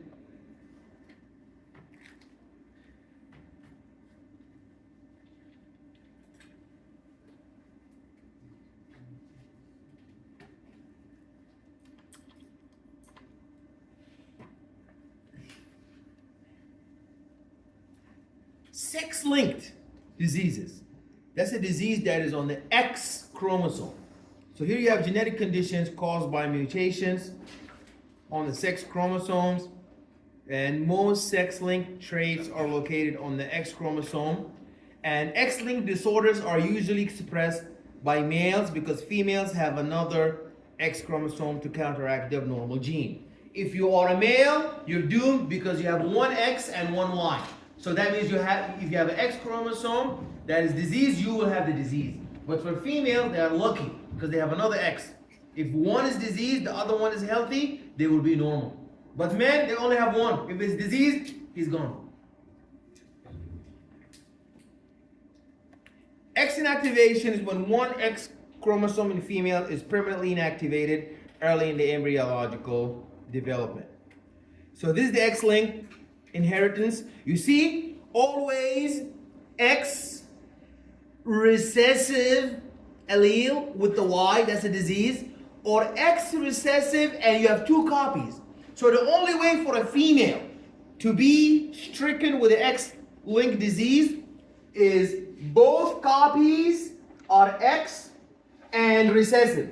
You see, if she had one X that is recessive disease, but one X is healthy, she'll be normal carrier. But if she has X chromosome that is recessive, X chromosome also recessive, both of them are recessive, then she will be suffering from the disease. Are we clear? Sex-limited and sex-influenced traits. You have sex-limited traits that occur only in one sex and often because of anatomic differences. So sex-influenced traits occur much more often in one sex than the other. So the linkage analysis and gene mapping. Here we have crossover. We're talking about crossover, and then that's when the genes mix up. They can cause recombinations of alleles located on the same chromosome, and the frequency of recombinations used to map the distance between the loci on the same chromosome. In multifactorial inheritance, a polygenic trait is a trait where there's a variation in the traits caused by the effects of several different genes. And a multifactorial trait shows a variation in the trait that is caused by genetic or environmental factors. They lead always to intellectual disability and body dysmorphia and sometimes pyloric stenosis, cleft lips, and we're going to talk more about that in the next lecture. Any questions? Any questions? Okay, so let me take the